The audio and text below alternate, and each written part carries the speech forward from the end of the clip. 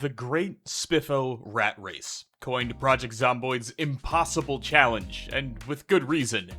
To complete the Great Spiffo Rat Race, a player must max every character skill, eliminate 1 million zombies, build survival shelters in every major city, and above all else, complete those tasks on a 16-pop playthrough, in one life. Just a little ambitious, if you ask me. Now, many have tried, almost all have failed. This challenge was originally created by former streamer and Zomboid legend Mr. Lamprey back when Build 42 Unstable released in December of 2024. There's an official Discord for the rat race that tracks player progress for those competing, but given that this took place in the Unstable branch, it was bound to happen. Overnight, hundreds of players accidentally bricked their own runs after updating the game to the newest release version. A challenge that started with hundreds, if not thousands, of contestants now found itself down to little more than a dozen. I really want to touch on the scale of this because this broke people.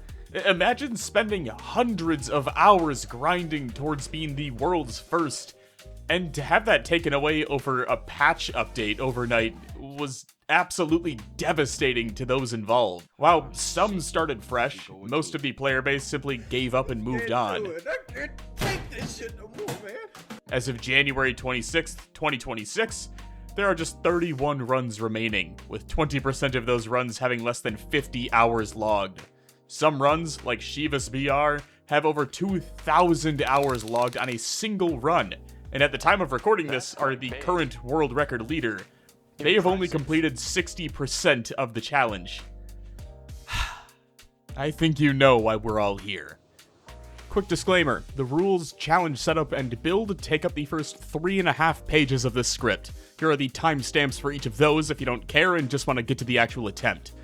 Additionally, I do not qualify for the Rat Race leaderboards as I did not stream the entire playthrough. But if I was to stream the entire playthrough, well, I'd bet it'd be over at the second channel, TGP, where I'd be live on Fridays. You know, if I had to take a guess. The full list of rules, as well as the Rat Race approved mod list, are down in the description if you care about any of that. And while you're down there looking around, you might as well subscribe, seeing as approximately 70% of you aren't currently. Sorry, I know that's super annoying, but for some reason, me throwing in a call to action ends up boosting growth by roughly 10 times the normal return, so unfortunately, data says this works. Alright, shameless plugs out of the way, let's get to the settings. For starters, 1 hour days down from the now standard 90-minute days. That's not all that important though, but you know what is important? 16 times spawns. If you're new to Zomboid, this is the maximum population you can obtain in the game. Zombie respawns are set to none, though migration is enabled. Their speed is set from the default random mix of slow and fast shamblers to just fast shamblers like how it was in Build 42. Onto the good stuff though. Zombie toughness is set to normal, reanimate time is instant, they can navigate and open doors, always crawl under vehicles, have a long memory, and eagle-eye sight along with pinpoint hearing. These aren't your normal brain-dead, oh, let me kite him through a house and pop out the back door zombies. These are like the I Am Legend kind.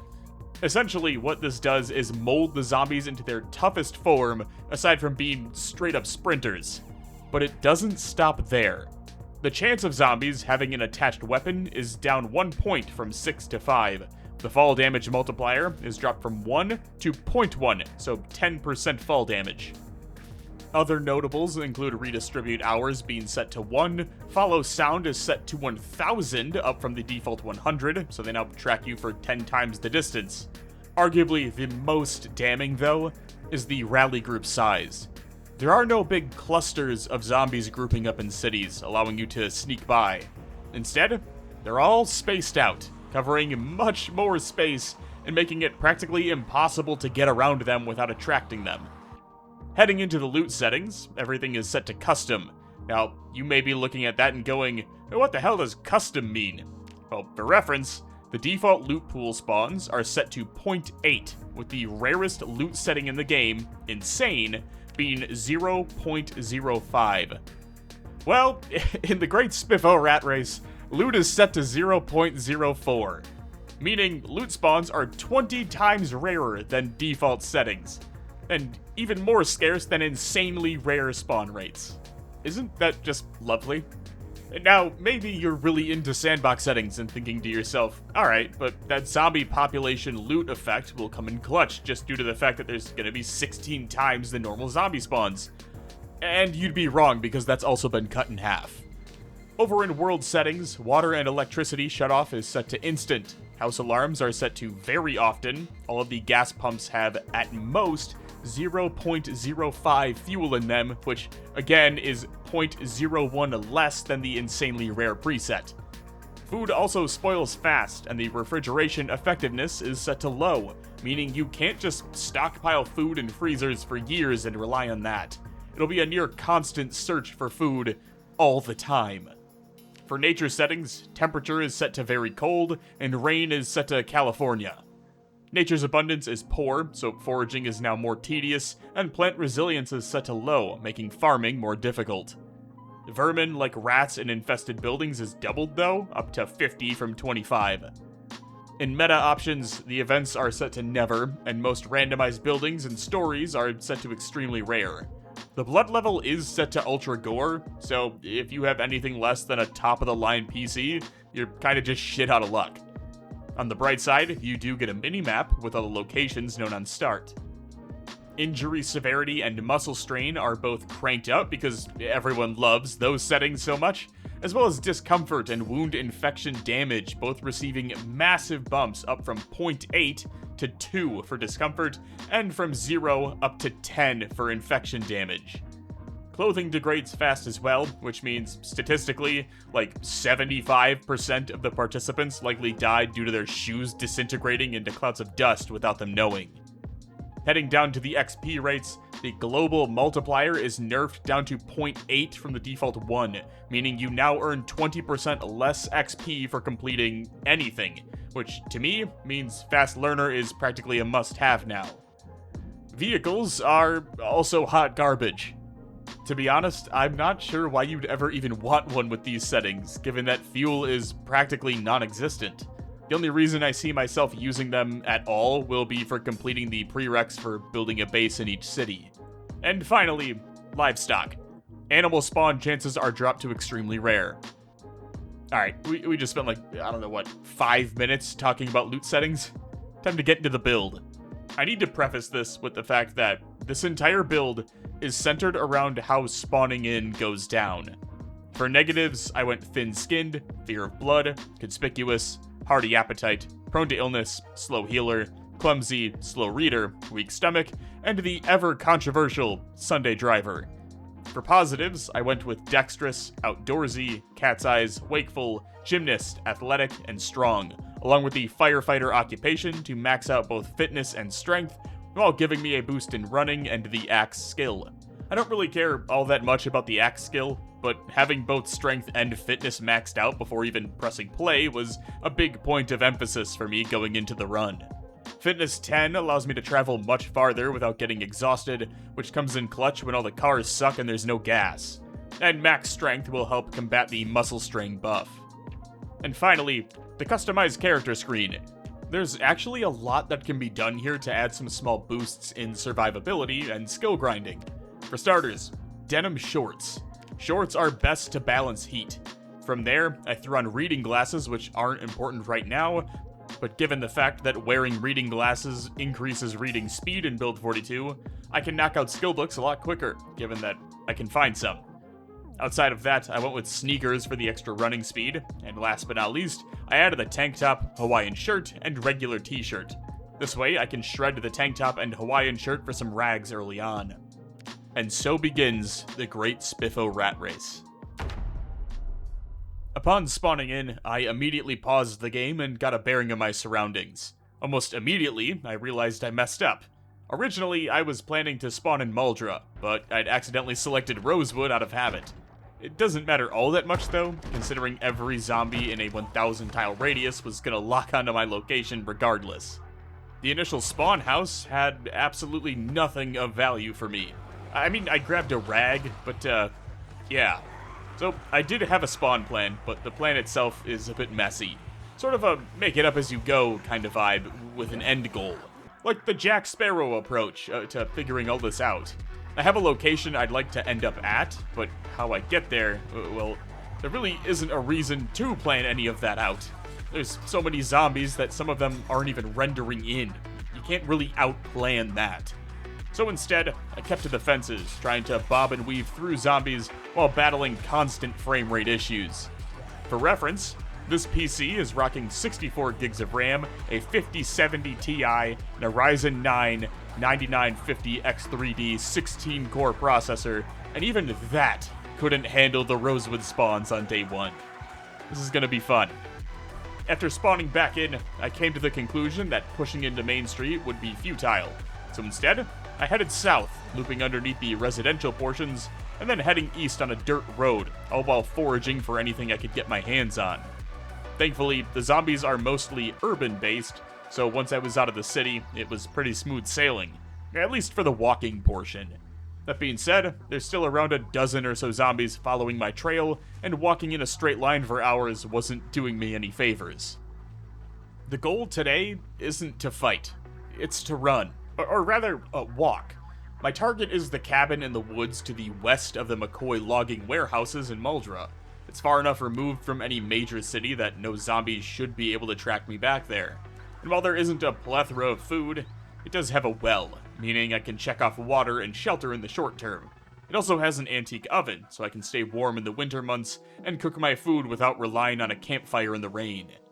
Regardless, I was a good day's walk away still, so to keep myself occupied on the journey, I foraged. This worked on two fronts, allowing me to level the foraging skill while collecting insects to keep me alive for an extra day or two. I don't really care how unhappy eating bugs makes me, as long as it keeps me alive. It's worth noting though, I definitely fucked up and should have grabbed Herbalist so that I could at least know which mushrooms and berries were safe to eat. That way I could have lived on a little more than cockroaches and caterpillars. Outside of that though, the only other thing worth noting was the fact that I scraped my shin on a bush, forcing me to rip up my tank top to use as a bandage.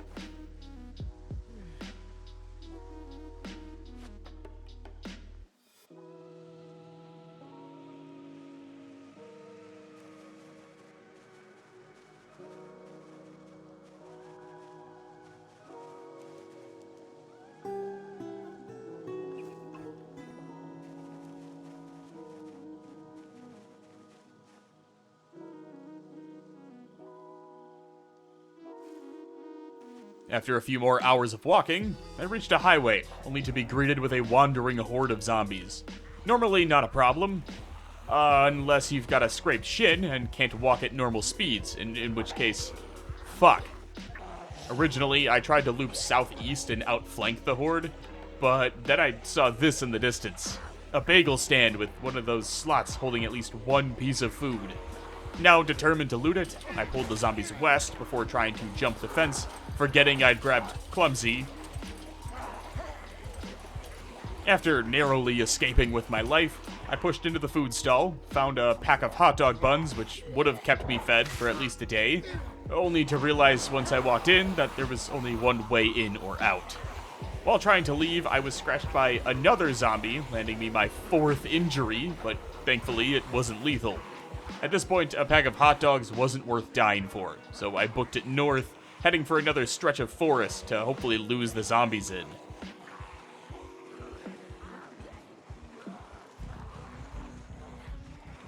I don't have enough rags to bandage my forearm and hand, so I need to rip up another article of clothing, but even then, I couldn't risk stopping and having all the zombies behind me catch up, so I opted to keep walking north for as long as I could handle it. You know, if this was like 2024, and I was staring down 4 injuries, all on exclusive body parts, I think I would have just fed my character to the hordes and started over. I guess what I'm trying to say is it's good to be back.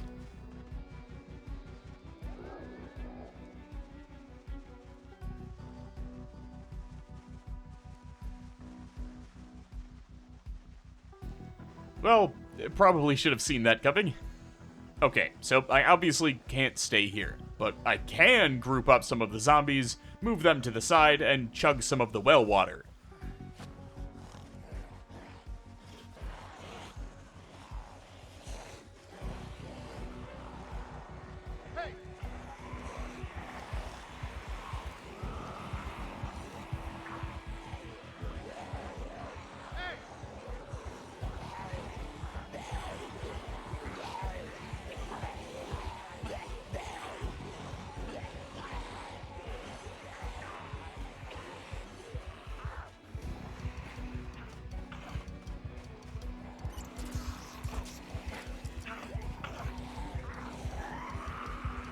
There's a relay station down in the east that I began making my way towards as the sun rose.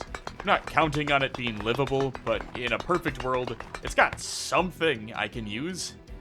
Before I made it there, though, I remembered I was sitting on a stone and flint nodule, so after finding SpongeBob's car, I crafted a sharp stone and got started foraging the surrounding area for anything of value. I even managed to kill my first zombies of the run, netting me a digital watch and some more rags.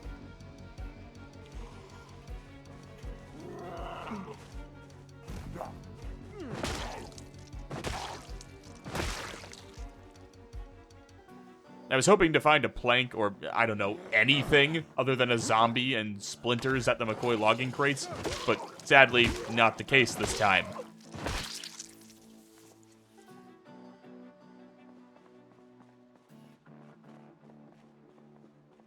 Before actually pushing into the relay station, I went ahead and burned through all of my tree branches, using them to craft a handful of stakes. Will they tip the scales in my favor even slightly? No. But it dropped me under the encumbrance weight, so a win's a win. It was around this time that I noticed I was slowly starving to death. So, to buy me a few more hours, I shoved my face with insects and wild herbs I'd collected yesterday. Thankfully, I'd finally reached the point of exhaustion that allowed me to sleep on the ground, so I knocked out for a few hours in the hopes of recovering at least one of my various injuries. Maybe next time. Until then, I covered the wounds in some dirty bandages and pushed down to the relay station. As expected though, this place was filled with zombies, so instead, I turned north towards the lake house, mainly because there's a pond up there and I can use said pond to wash my bandages. I'm not really sure what I can do at this point though. I'm back to feeling tired, starving to death, and now dying of thirst. My last hope here was to make my way down to the crossroads with the Spiffos and gas station, and pray like hell I could kite the zombies around enough to scoop up a stale burger or bag of chips.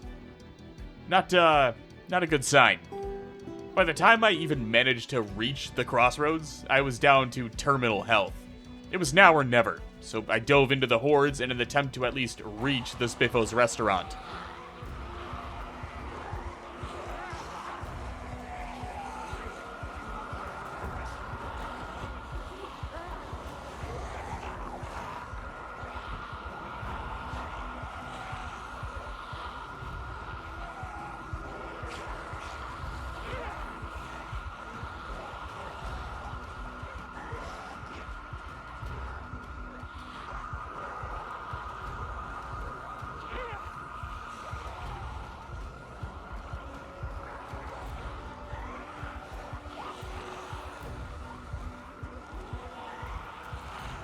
I have been playing Project Zomboid on and off for about a decade now. This was the first time I have ever starved to death in this game. But that's the Spiffo rat race. There's a reason only like 5 people are still even trying this. Alright, pause. What you just watched was my first ever attempt of the Great Spiffo rat race. I wanted to include this run in the video so you have a starting point to determine the scale of this challenge. This run sparked a multi-week long grind where I ran through attempt after attempt after attempt, learning different paths, builds, and strategies before ultimately dying in every single one. With those runs, though, came my favorite thing. Something I love more than looking at the library in my garage next to my Lamborghini. Knowledge. For starters, I need to know what can and can't be eaten in the wilderness. No more tossing out berries and mushrooms because I can't tell which ones make me see God and which ones let me meet him. Because of this, I swapped out to the firefighter occupation, losing 1 level in fitness, strength, running, and axes. This allowed me to take the bushcrafter trait, which provides bonuses to carving, foraging, napping, and maintenance, along with the ability to craft medicines and make simple bone and stone tools. I can also start fires faster. But more importantly, I can identify poisonous foods from non-poisonous foods. Next up, spawn locations. I spent a ton of time in Rosewood and Muldra hunting for these small cottages in the woods, but failing almost every time. This all led to me choosing Riverside as the optimal starting location, at least for my personal playstyle. Alright, are we all tired of the constant ranting and info dumping? Cool, me too. Let's just get to it. What you're about to watch is the run. As soon as I spawned in, I did what I've done literally every other time, and paused the game. I'm in the middle of the city, in the residential strip, which means not only am I completely surrounded by zombies, but it's also the most populated part of the town. First things first, I need to get out of Riverside. There is no sense in trying to beeline it to any direction. The sole goal here is simply survival by any means necessary. And if that means I have to go up to Main Street before circling back down, so be it.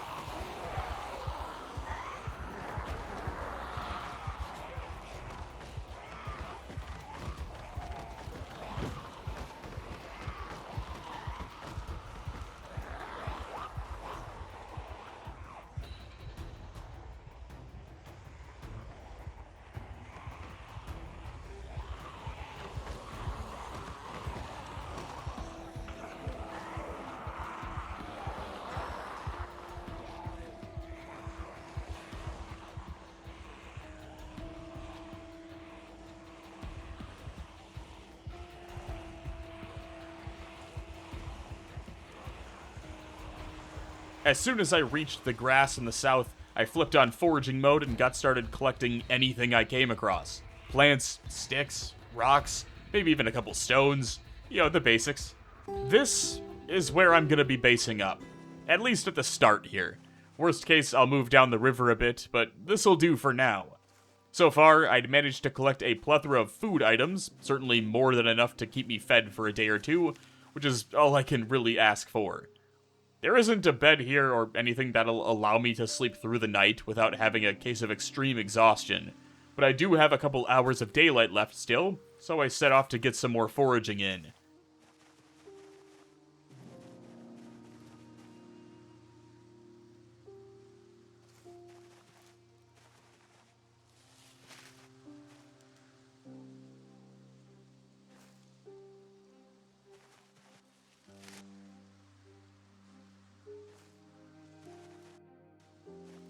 After a few more hours of foraging, I found a big-ass rock just south of my loot pool, and used it to craft a stone blade.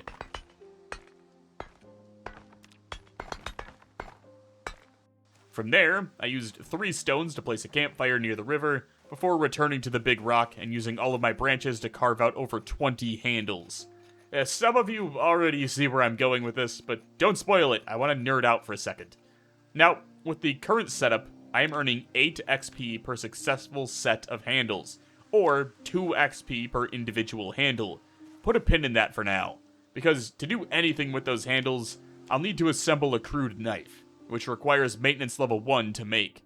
That knife needs rags, which can be ripped up from the Hawaiian shirt and tank top. Once the knife is crafted though, you can take the remaining 27 handles and carve them into wooden spoons. Each spoon gives 8 XP, or a total of 10 XP per handle so far. But it gets better than that, because you can then take that spoon and carve it into a wooden fork, which gives 16 XP. So, with 1 handle, you can now earn a total of 26 XP. And instead of just leaving all the forks and spoons around the floor, you can then add them to the fire for a few extra minutes of fuel. This grind continued until the sun set, at which point I lit the fire and cooked up all the bugs and acorns I'd collected. The best part of this setup is the infinite water source. Thankfully, there's no data centers sucking up all the river water, so there's plenty for me to shove my face into. Granted, it still makes you sick temporarily, but as long as you don't do it too often, you'll heal from the sickness in just a few hours. Since I can't sleep at night yet, I kept myself occupied by picking up the grabbable logs, twigs, stones, and whatever else I could get my hands on.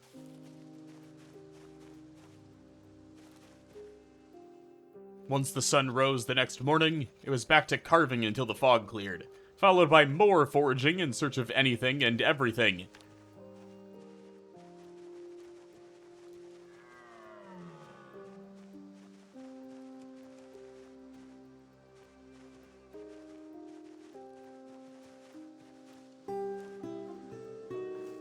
This continued for the rest of the day, until I encountered and killed my first 2 zombies of the playthrough.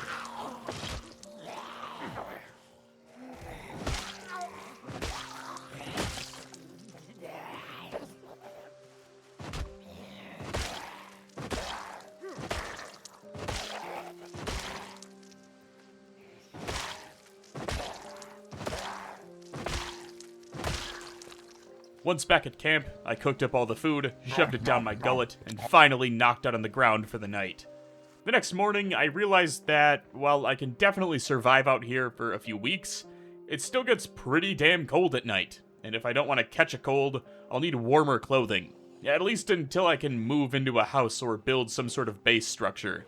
My original plan was to simply walk along the main road and kill any zombies I came across.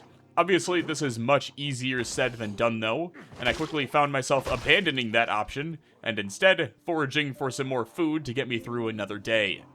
All in all, a pretty wasted day, considering I'm still in the exact same spot I was at the end of day 1, with the only difference being I found a pair of jeans to wear, which should help slightly fix the temperature issue at night, but I'm not sure it'll be enough to ward off a cold.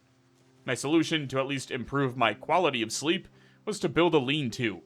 I have the stones and the logs needed for it, so I just need tree branches and long sticks, which I believe can be crafted from saplings. Those can be obtained by chopping down trees or through foraging, but given that that's all I've been doing for like 3 days straight and I haven't found one, I wasn't holding my breath on it.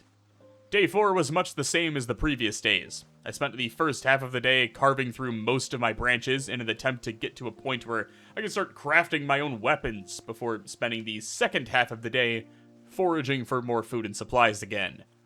Of course, I say I can't find a sapling and then immediately come across one, so only 4 more to go. One more morning of carving and I managed to hit level 4, which may not seem all that important, but it does allow me to craft wooden buckets, meaning I can stop chugging dirty river water and actually purify it now. At least I think.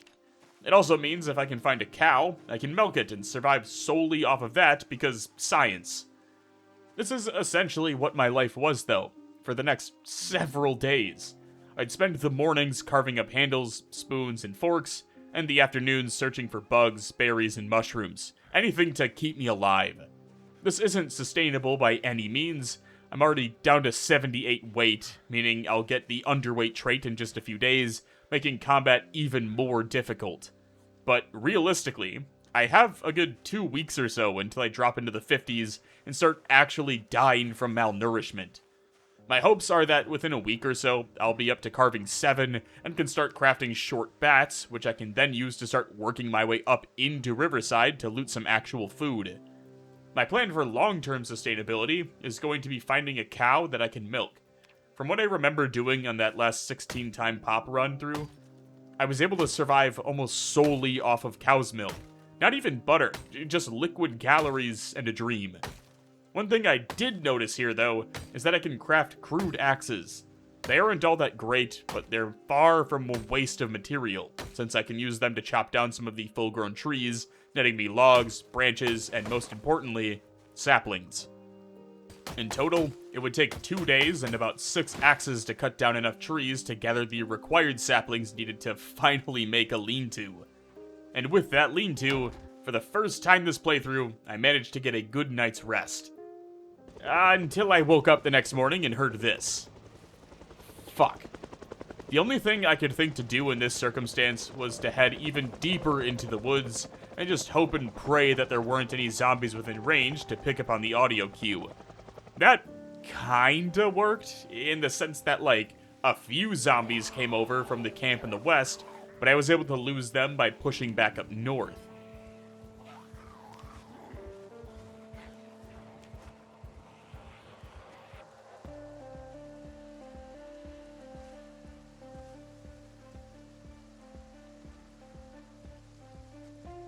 I'm not sure if I'll have them fully lost, but at least for now, I'm out of danger. Or so I thought. That's gonna be a problem. I should have expected this, to be honest. I didn't move deep enough into the woods to account for the heli event, so this was inevitable. My best chance at salvaging this would be grouping the zombies up and pulling them back north towards the highway, then finding an alternative route back to camp without pulling more with me. And above all else, finding a way to do all of that without starving to death. Fuck it.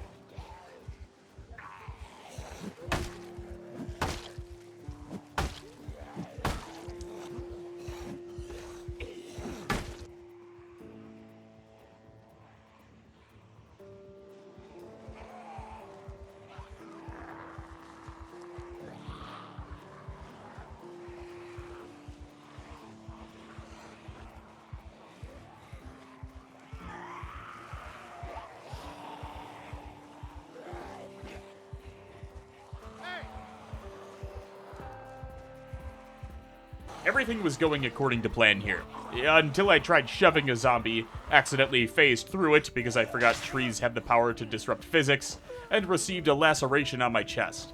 Another close call, but I didn't spontaneously combust, so crisis averted. Just need to run all the way back to camp to grab some more rags. As if that wasn't bad enough, I sliced my neck open on a bush while walking back, almost killing me in the process and forcing me to rip up my tank top to stop myself from bleeding out. Good times, good times. I'm not in good shape, obviously, and things are starting to go downhill very fast. I'm gonna need to think of another plan or figure out a backup, because I don't think I can fight through all of these zombies, let alone find a safe place to survive off the grid long term right now. Okay, so I think I have a plan. It's not great, or even good by any means, but it's kind of my last shot at basic survival. See, there's a few houses over to the east along the river. I can't imagine there's a shit ton of zombies over there, since most of them seem to be centered around the main roads in cities. So, as long as I can kill like 20 or 30 zombies in a single sitting, I might be able to land myself a home. Then, all I'll need to figure out is where the hell I can find some sustainable food. That being said, I'll need to survive actually getting over there first. And there's no sense in traveling without any weapons or supplies. So my goal for today is to recover from my injuries, hopefully avoid any additional confrontation with any zombies, then pound out the remaining few levels in carving to start wielding some short bats. Well, that was the plan, anyway, until I looked up to see dozens of zombies swarming my camp. I think one of the big mindsets you need to have, arguably the most important thing to remember with the Great Spiffo Rat Race Challenge, is that bases are ultimately temporary. There really is nowhere safe, and you can't allow yourself to get tied down to one sole location or camp, because, at least early on, there's simply too many zombies tracking you too far of a distance for you to keep that location safe, if that makes sense. On top of embracing nomadism, I had to keep reminding myself that, sure, it took a week to build up all of those supplies, but let's be real. I was ultimately sitting on a few logs, branches, stones, and bugs. All of that could be replaced and recovered through foraging. Sure, it might slow progress on carving for a while, but it's better than dying because you're too stubborn to leave the lean-to you just built. Or at least that's what I kept telling myself. Regardless, having been uprooted at a moment's notice, I made the decision to push east and go with my original plan of occupying one of the houses along the coast. I just need to make it there first. Thankfully, as I moved away from the camp, I encountered fewer and fewer zombies, before ultimately reaching the main road. I took this time to search for stones in the hopes of finding a few flint pieces to craft axes with, but instead, I found this. The Quantum Vessel. It's not in terrible shape either. I mean, it's out of fuel, but I'd expect pretty much everything to be everywhere. I'd managed to reach my first house just before 11 p.m., and got to work clearing out the zombies guarding it.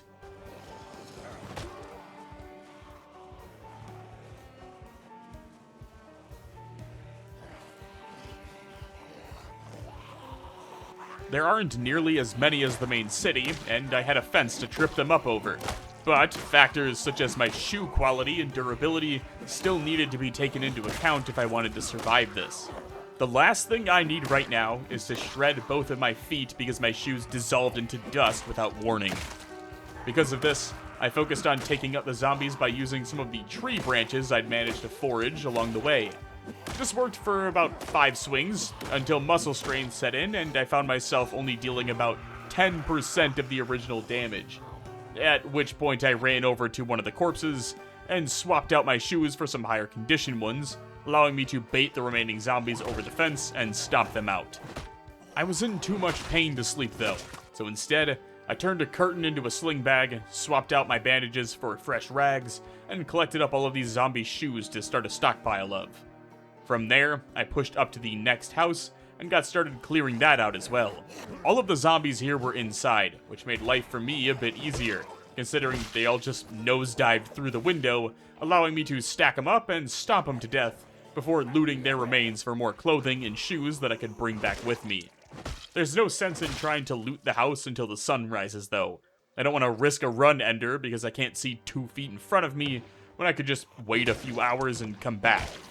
Case in point.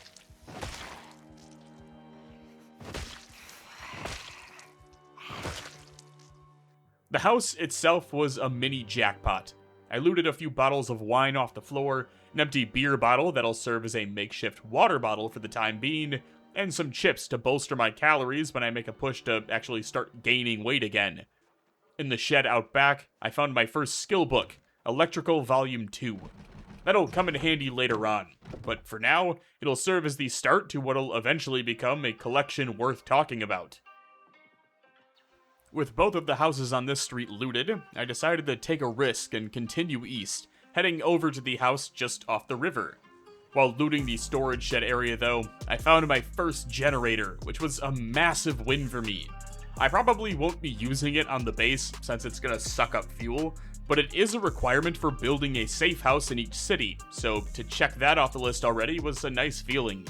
Aside from that, I found 2 zombies doing the no pants dance inside, so I took care of them and figured, hey, this house is way better off for me to base in compared to the other 2.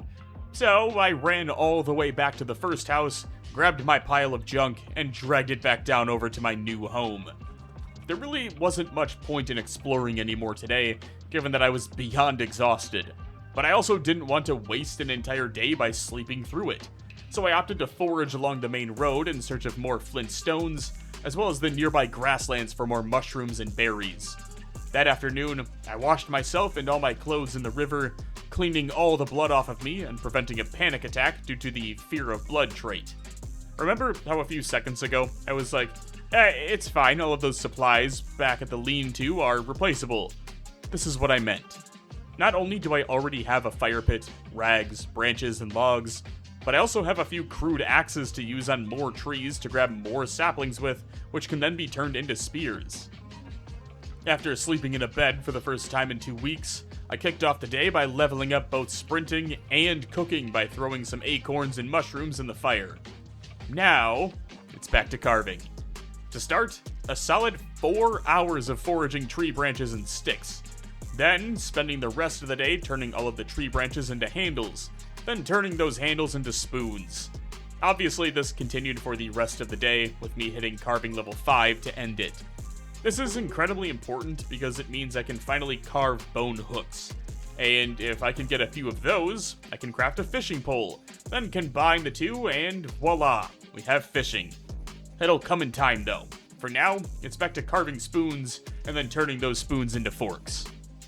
Outside of that, it was business as usual for the next several days. I hit foraging level 6 while collecting more branches and logs to carve up, rebuilt my insect supply to hopefully use as bait, and spent an obscene amount of time carving forks and spoons. Whenever I ran low on branches, I would sacrifice a few pieces of flint to craft more axes, which would then be spent chopping down trees to land me another 5 branches, a sapling, a large branch, and 4 logs for all the level 6 trees. Now, this probably wasn't the best thing to do, but I did learn that you can take large branches, carve them into planks, then take those planks and carve them into 12 small handles, which would equate to 12 spoons and 12 forks for almost 300 XP per large branch. In total, it would take 19 days to unlock the ability to carve short bats. There was just one problem. I didn't factor in the recipe. See, you need to learn the recipe to craft the bat by researching a baseball bat you find, or by finding a baseball magazine. Meaning, pretty much all of that was for nothing. Well, not for nothing, but you know. I do have a few saplings to craft fire-hardened spears with to alleviate some of the pain, as well as rags and stones to craft stone hammers and axes, but the short bats were the big selling point for me, and I feel like an idiot for not realizing this sooner in the grind. Nevertheless, the only other option is to continue to level 10, but it's taking multiple days per level now, and I'm already down to 70 weight. So, after spending a full day gathering up more food and stones, I crafted 10 spears and fire-hardened them, greatly increasing their durability. With that, I slept through the night, filled 8 goblets and my beer bottle with water, and set out to track down a cow. There are 2 barns along the road I'm posting up on, so I started with the closest of the 2 in the south. No luck, so I flipped it and went north with the hopes of finding one up there. Along the way, I killed 2 more zombies, giving me a benchmark for how good these spears are. At level 0, I should be able to get 10 to 12 kills per fire-hardened spear before they break. It's just something to keep in the back of my mind when trying to figure out which hordes I can fight and which ones I should run from. Anyway, no cows up here either. I found some bunnies though. There are tons of farms to hit up to the south, with the only real obstacle being the ability to find a place to sleep at night. When it comes to food, I'm finding more than enough mushrooms and berries to fend off starvation, so ideally, that'll be enough to tide me over until I find a cow or 2. When it comes to the zombies though, there's no real sense in fighting right now. Obviously, that'll change if and when I find some farm animals, but until then, all fighting would do would burn through the few weapons I have and tire me out in the process.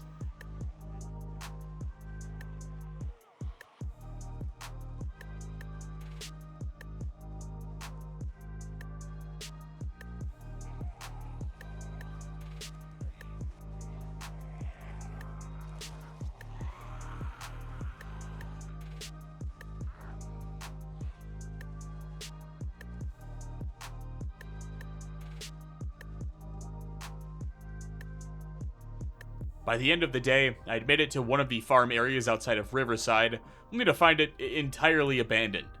Same with the farm to the south. Hundreds of zombies, resulting in more sneaking and light-footed levels, but no cows to fight for. Honestly, even with the extremely rare animal spawns, I was expecting at least a single chicken, but across all these fields, I couldn't even spot an egg. I did find a well though, so that was nice. That being said, I thought for sure the farm in the west would come in clutch for me, but no. Just more zombies. Defeated and exhausted, I began the journey back home to figure out a different plan. After making it to a clearing in a nearby field, I chanced it and slept through the night, forgetting that I was covered in zombie blood from the previous day. This, in turn, sent me to my breaking point by the time I'd woken up. No sense in worrying about it right now, though, considering there's nothing I can do about it. Okay, I think I have a plan. It's a long shot and requires a ton of walking, but I think it'll work. So, I'm at the point where all I need for a fishing rod is a bone fishing hook. I already have an improvised whetstone and stone knife, both of which were crafted here. All I'm missing is a sharp bone fragment. And I'm 99% sure I have a bone skull back at the lean-to camp that can be broken into a sharp bone fragment. If I can somehow dodge, duck, dip, dive, and dodge my way through all the zombies in the woods over there, and reach the camp, I should be able to craft a fishing pole and use all my insects as bait to begin stockpiling real food. Like I said, it's a long shot, but I'm not quite sure what else is on the table, aside from just sprinting into Riverside and praying for the best. And I think we all know how that would end. The walk back wasn't all that bad, actually. I just retraced my steps and spent the early portion foraging for mushrooms to keep me satiated. This quickly changed, however, when I reached the river, which was completely overrun with zombies from the heli event from weeks ago.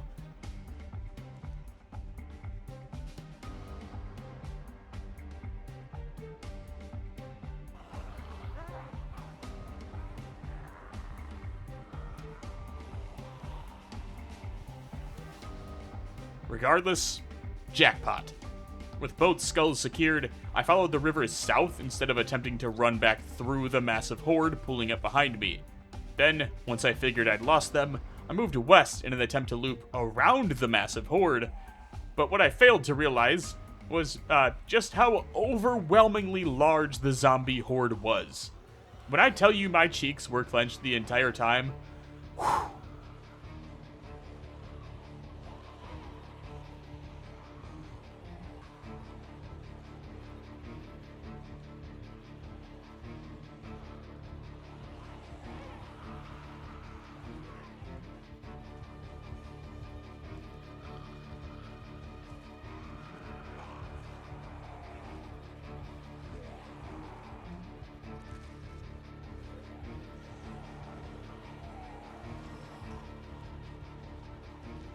Probably one of the stupidest decisions I made in the playthrough so far, if not the stupidest. But you know what? I made it out. So, fuck it, we ball.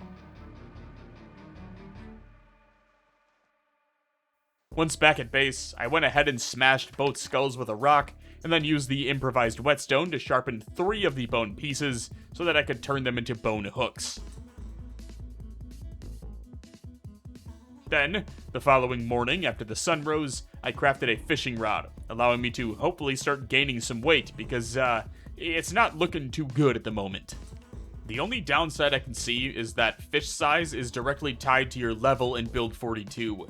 So unlike in build 41, there is no chance for me to catch a minus 100 hunger fish at like level 3. At level 1, the max size fish I can catch is roughly 600 calories. From what I remember, the total calorie deficit you can be in is like 2200, meaning I'd have to catch 4 of the max cap fish at level 1 just to be out of the negatives. In reality, I'd assume most fish are going to be around 100 to 200 calories for the first level or 2, and I likely won't see any real gains until fishing level 3 and beyond, when the cap raises to just under 900 calories for the max fish. Alright, time to get to grinding. First catch of the playthrough. Oh my god, it's massive. My next fish, a 12 centimeter bluegill. Things are starting to look up, boys. And statistically, at least 5 ladies. Up next, a 10 centimeter sunfish. I will say, I was very hesitant to trust the fishing mechanic when they announced they'd be reworking it like 3 years ago.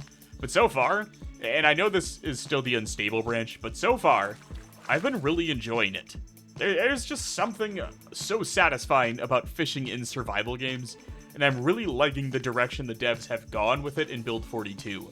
I know they murdered spearfishing and stuck its corpse in a garbage can, but if the later fishing levels hold up with a rod, I'll be fully sold on this. Only time will tell though. I do know that you can catch bigger fish if you cast into deep water, which I believe is anything more than 7 tiles out from the shoreline, and that looks to be true.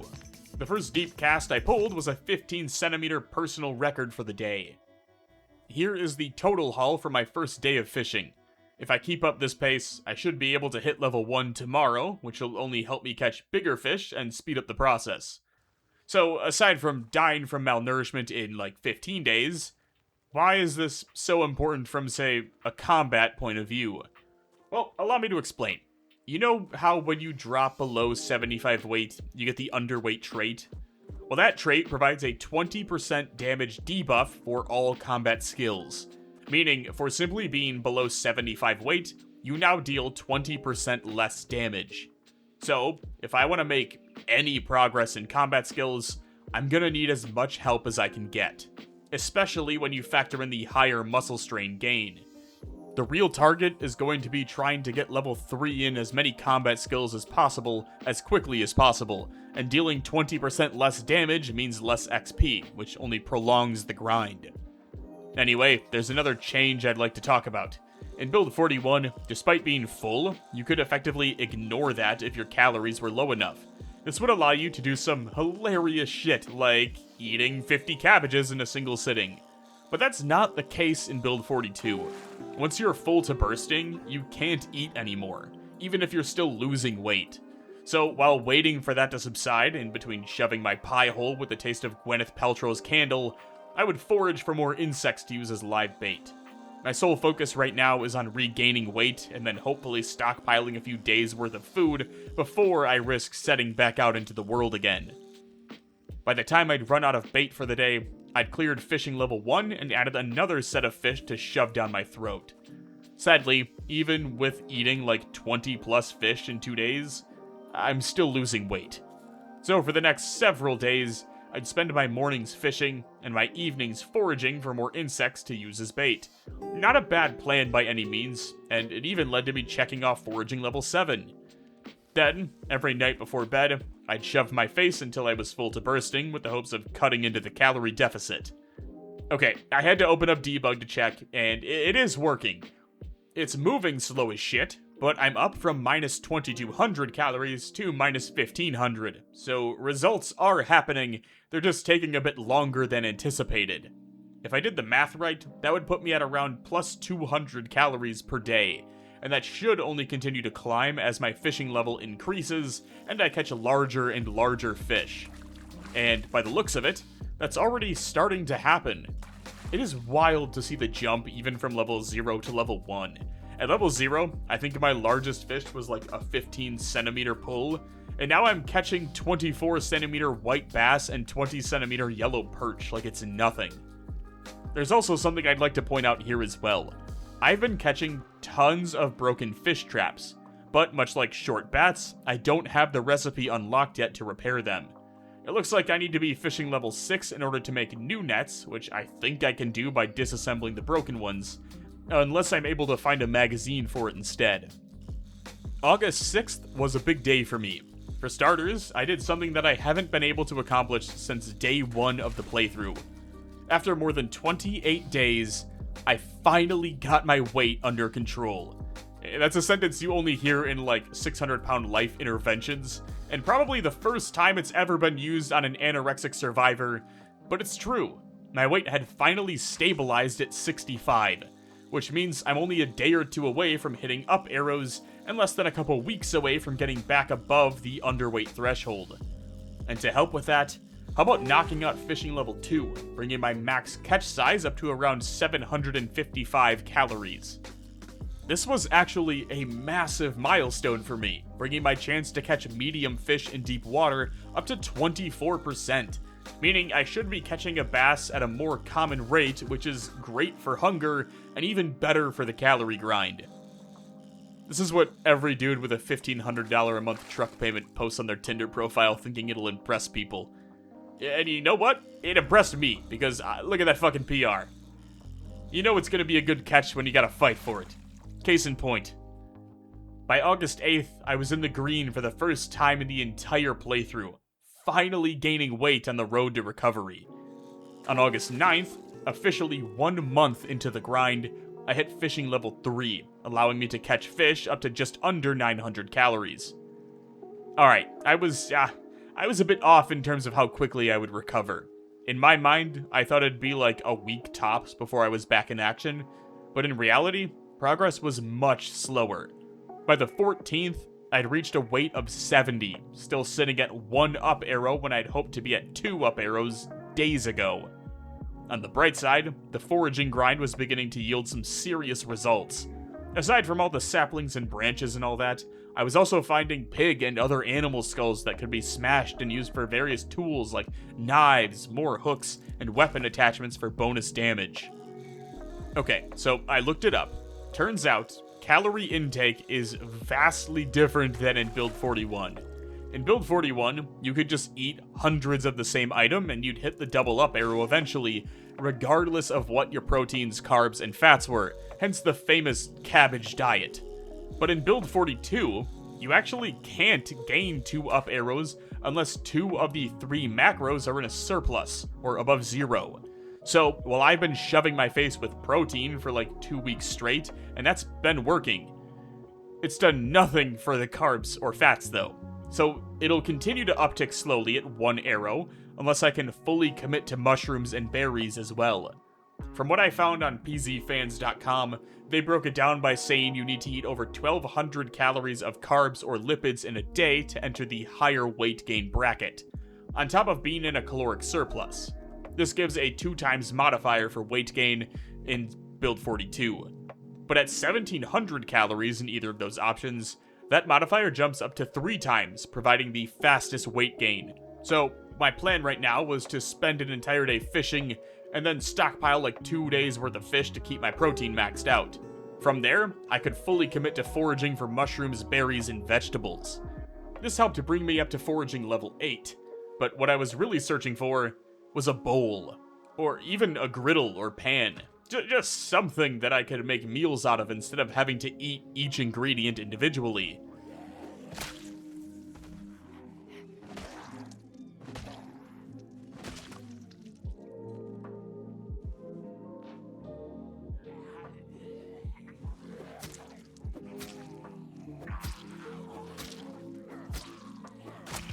Sadly, despite looting 3 separate houses, I wasn't able to find anything useful, save for some saltine crackers and a box of mac and cheese. But I did find a shit ton of fruits and mushrooms, all from that day of foraging. See for yourselves. With all that, it was time for the feast of all feasts. So, after throwing any uncooked or better hot items into the unlit fire, I returned to the house and used the saucepan to make mac and cheese, with a few herbs thrown in for good measure.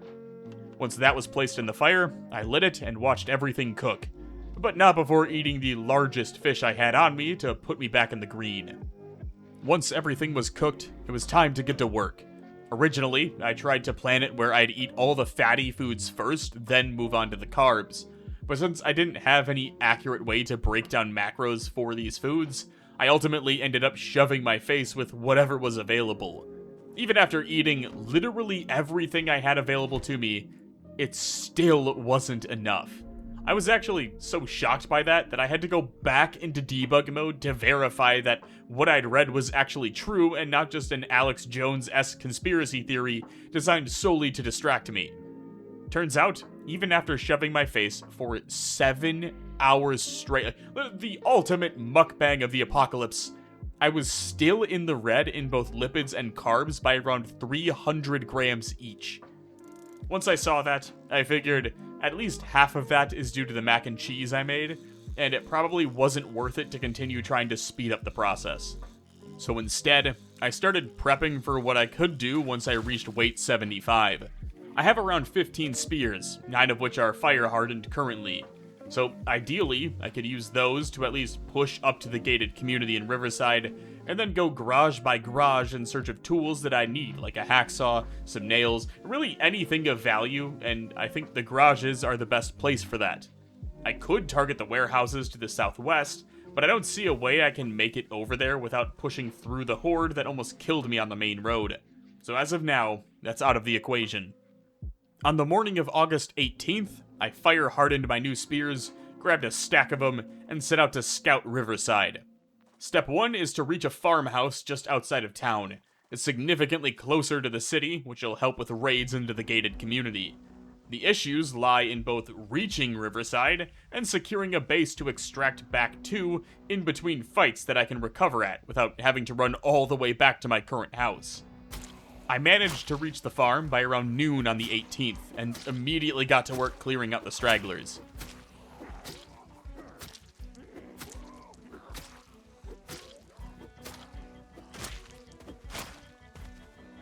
On the bright side, the initial raid was already a success as I'd found a box of canned foods and a screwdriver. Alright, well, the house is burnt out, but at least there's chickens here? Can we put in the Game of Thrones clip in, or are they gonna shit themselves over it? You know the one.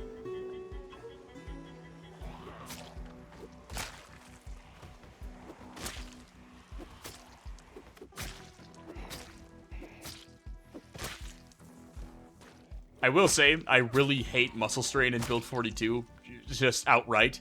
But the fact that I'm losing damage after 3 to 4 swings is abysmal, and it's the biggest gripe I have with the challenge in general.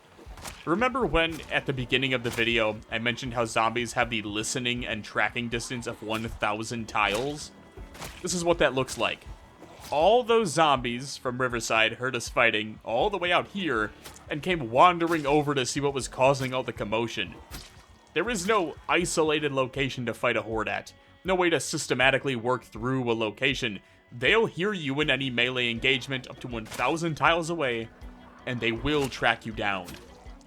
After a day's worth of fighting, I began the long journey home. Obviously, I can't base up there with the house charred, but I do really want some of those chickens, or at least the eggs in the hutch. So, after a few days of fishing, I headed back to the farm with the hopes of fully clearing it out. It picked a hell of a day to do it, too. Just look at the fog. Due to the rampant vaping epidemic, I chose to hang back and slowly work through the few stragglers on the outskirts of the property line, until the blue raspberry fog cleared and I was able to push in.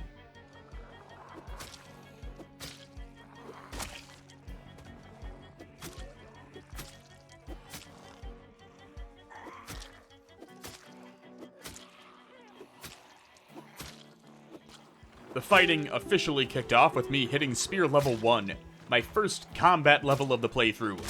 Unfortunately, corpse sickness is cranked up to 11, so I was only able to fight for a few hours at a time before having to retreat out of the farm, sit down in a field, and meditate about something other than the smell of a Waffle House bathroom. On the bright side, this did go hand in hand with recovering from muscle strain, so it wasn't all bad.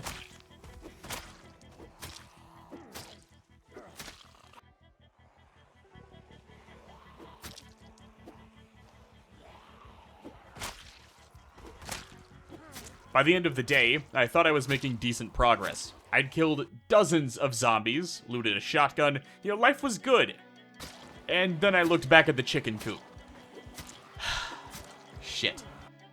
When it came to raiding the farm, I figured the best way to go about it would be to attack every few days. This was mainly due to the fact that walking all the way out there, fighting, and then walking back always left me in a severe calorie deficit and losing weight. If I went every couple days, though, I could take a day in between fighting to restock on food, get that up arrow back over my weight, and breathe a little bit. Speaking of fighting, though, it was during the battle on August 24th that it finally happened.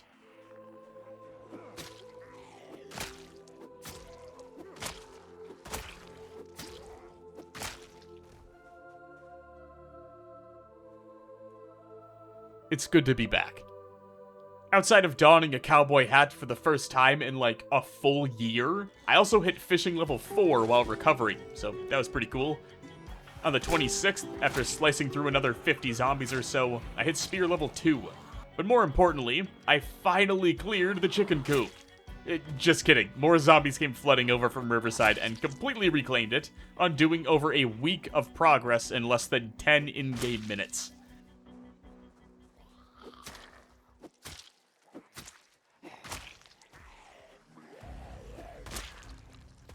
You know what? Just cue the montage.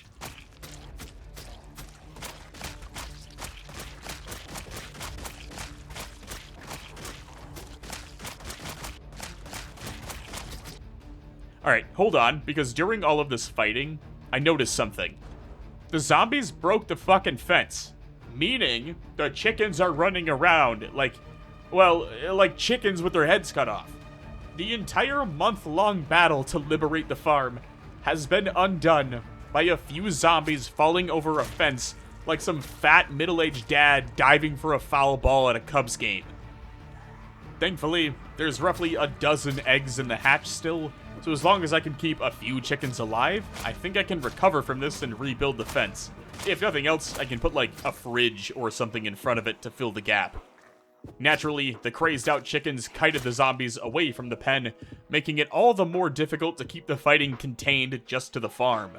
This may not seem like that big of a deal, but if they're chasing the chickens, they're not aggroing me, and if they're not aggroing me, I can't manipulate their pathing to move them where I want them to fight from an advantage. Everything is more spaced out and sporadic. There's zombies everywhere now, and the longer it takes me to wipe them out, the further away from the pen the chickens proceed to run, making it all the more likely that they'll die of either starvation, heart attacks, or just get lost. Anyway, by the end of August 28th, I was fully out of spears, and at least another day or two of combat away from clearing the farm. Instead of going about this in the logical way of keeping to the plan, fishing, foraging, recovering, and then setting out with sufficient supplies, I spent the day chopping down trees, bulk collecting saplings at the cost of all my sharp flint rocks, and then turning those saplings into fire-hardened spears. My mindset was pretty simple. Sacrifice weight gains temporarily in the hopes of unlocking an unlimited supply of chickens and eggs to get me back up to speed. Regardless, I hit spear level 3 on the 30th, reducing my muscle strain gain by 22.5%, and to be honest, it's the first level where you can actually start to feel it, so it was nice to finally, feel progress being made, instead of just watching a gray square turn yellow. On the flip side, every time I thought I'd made any substantial progress, I would turn around to find the chicken coop completely overrun. I'm serious, it happened no less than 6 times, where I would spend an entire day clearing out that specific chunk of the farm, only to look west and see another 50 zombies walking on over to the world's shittiest petting zoo. I felt like I was making pretty solid progress on the 31st, though, until I scraped my shin on a thorn bush, causing me to limp away with zombies in pursuit.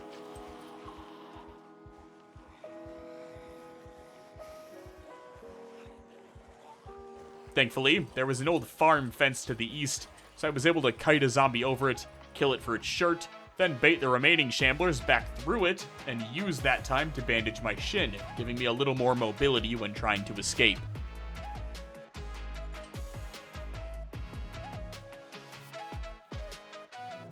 Since that put me out of commission for at least a day, I spent my free time crafting more sharp flint pieces, and even converting a jawbone into a bone war hatchet head.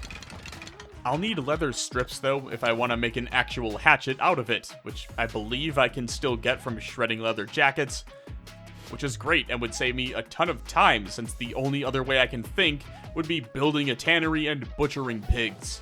So instead of doing anything productive like that, I just crafted a ton of crude axes and spent my day chopping trees for more saplings and carving and fire hardening the spears. Outside of that, I got some fishing in, and even managed to catch a 31 centimeter smallmouth bass. Just check out that hunger. Nice.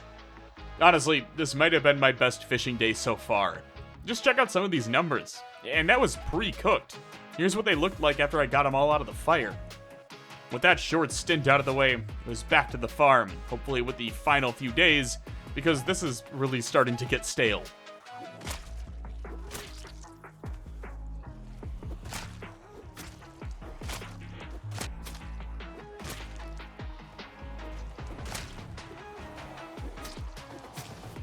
By September 4th, I was so over the farm that after burning through most of my remaining spears, I just ran over to the hutch and stole all of the eggs out of it. Mainly because I did some research, and by that, I mean I waded into the shit-stained cesspool known as Reddit, where I learned that as long as the eggs are fertilized in the hutch at some point, you can just scoop them up and drop them on the ground, and eventually, they'll hatch. So I took a shot in the dark, figured at least like 2 of these eggs have to be fertilized, and scooped all of the remaining ones up to take back with me. This took most of the day, mainly due to the fact that I got a fucking fever from corpse sickness, which actually almost ended up killing me, so that was cool. Thankfully, I still had a bass in my backpack that I was able to shove down my mouth in time. Now, my current base has a small dog fence area that I plan to repurpose as a makeshift chicken coop for these eggs. Over the course of the last month, I'd accumulated just under 1,000 kills while at the farm, but at least it wasn't for nothing. With the eggs strewn throughout the grass, I found myself staring down a new objective. I need a feeding trough, one for water and one for food.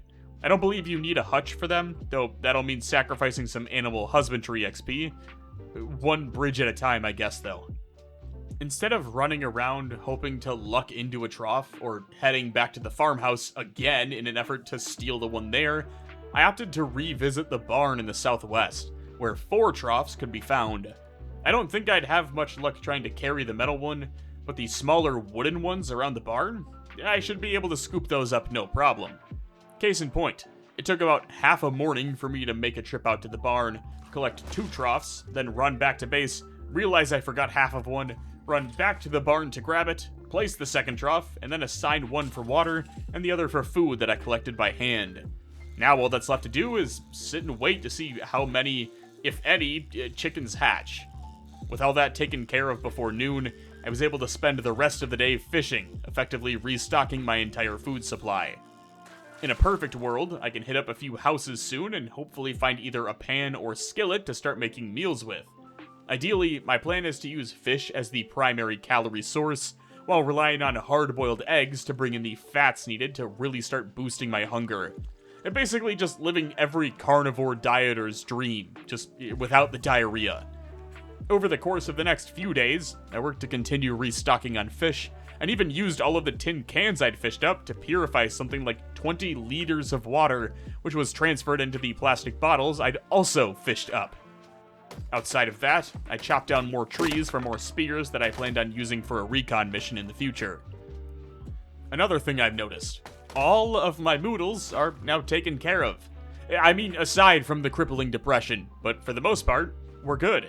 The only negative right now is the fact that my weight is back into the 60s and declining. But that should hopefully be fixed in a week or two. If nothing else, I can go back to spam fishing for weeks on end. And that being said, I'd very much like to not do that. So, with that in mind, I decided to do some recon on Riverside and see what the state of it actually looks like. At least in the gated community portion. I really need nails and a saw. That would honestly fix most of my immediate problems. If nothing else, I really just need the saw to get rid of the dog houses and give my chickens a few extra tiles of space to live in. Alright, not a great sign. We're still at the farm, but we haven't even reached the city limits. Now, much to no one's surprise, the entire gated community was more zombie than grass.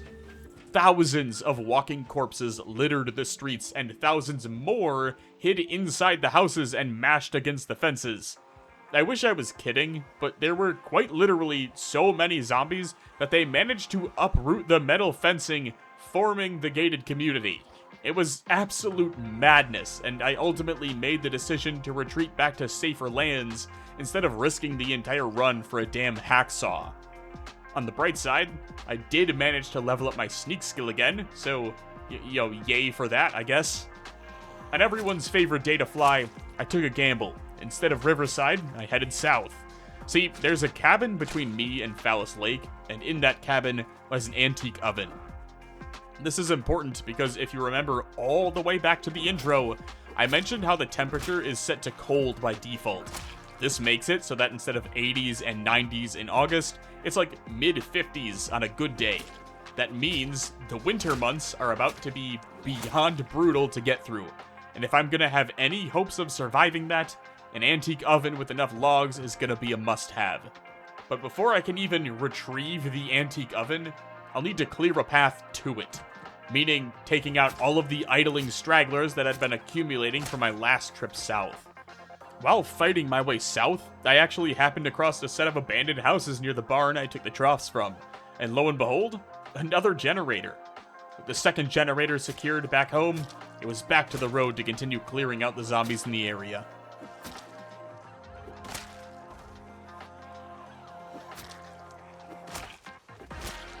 Hold up, pause the video for a second.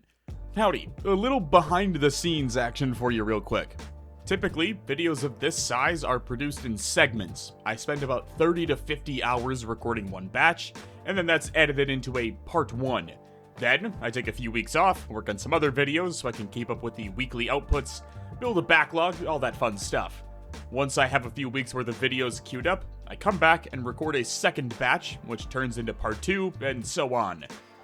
It makes the editing portion much less tedious and makes it a hell of a lot easier to comb through portions of the video in chunks to clean up render mistakes, glitches, and all that.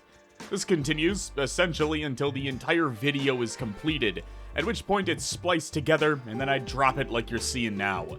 This is perfectly safe to do on stable branches of video games.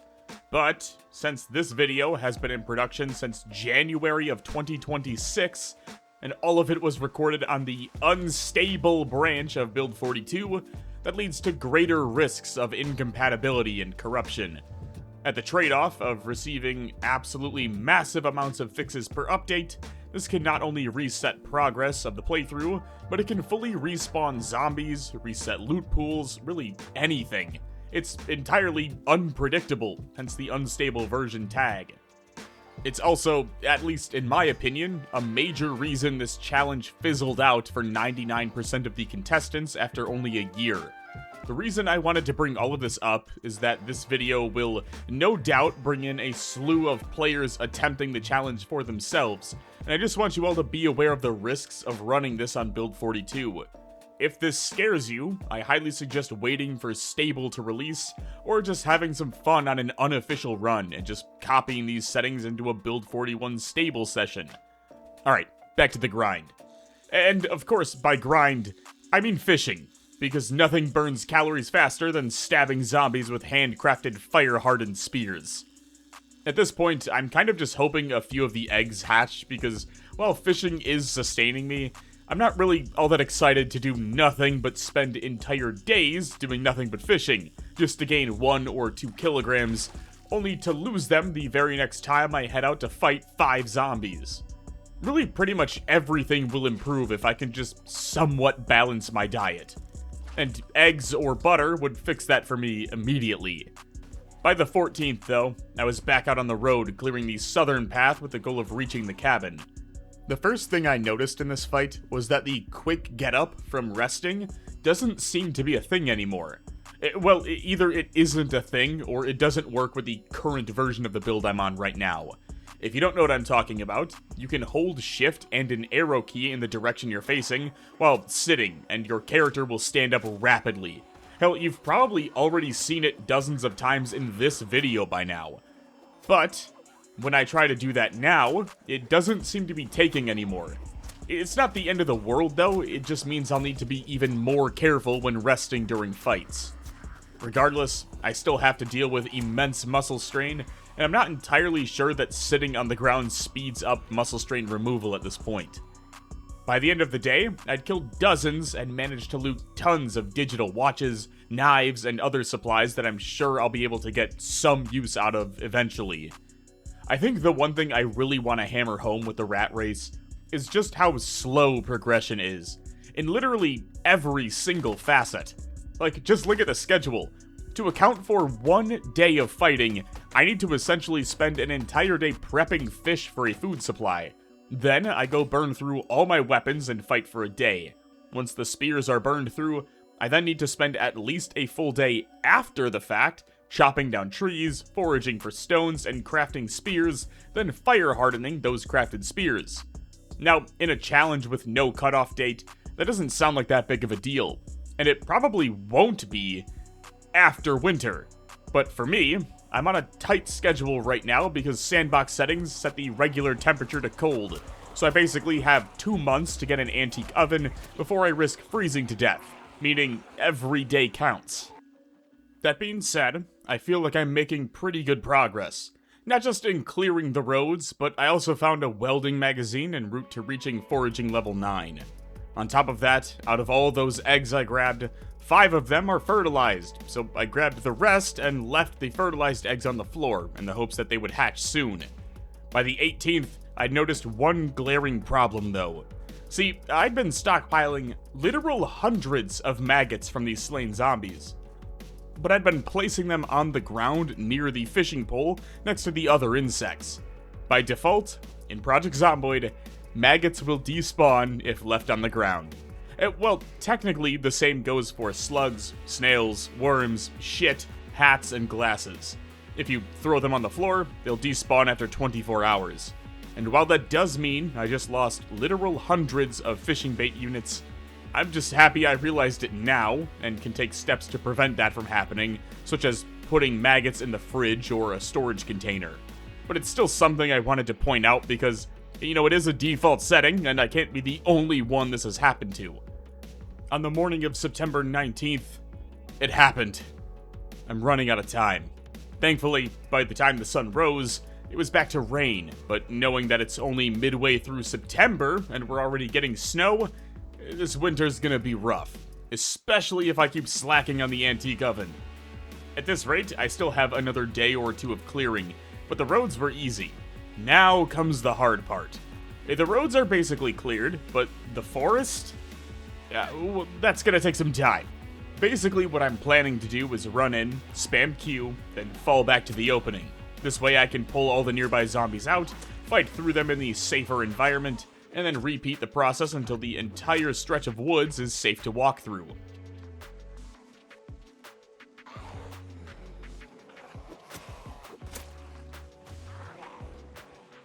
During this process, I managed to reach spear level 4, bumping the damage modifier by 0.1 up to 0.6, as well as muscle strain gain being buffed from minus 22.5% up to minus 30%. So here's to hoping that I can actually feel that when it comes to combat. And that was sort of the case, in the sense that I could land around 16 shots now before getting hit with muscle strain. Utilizing that extra 7.5% to the best of my ability, I was able to push up to a nearby cabin that I'd passed a while back when I was searching for cows, and after clearing it from the zombie threat, posted up there for the night to make the push for the antique oven just a bit easier on me. This way, I could always bring the oven back here, regroup and recover, and then finish the journey home the next morning. Speaking of the next day, though, it's time to finally go grab the fucking oven. Starting from the camp, I pushed south onto the main road. Now all that's left to do is follow it, so while I did that, I spent my time foraging for more flint flakes to craft more crude axes with. Upon reaching the cabin, I found it infested with zombies. Thankfully, I still had a few spears in my inventory though, and was able to wipe out the threat pretty easily.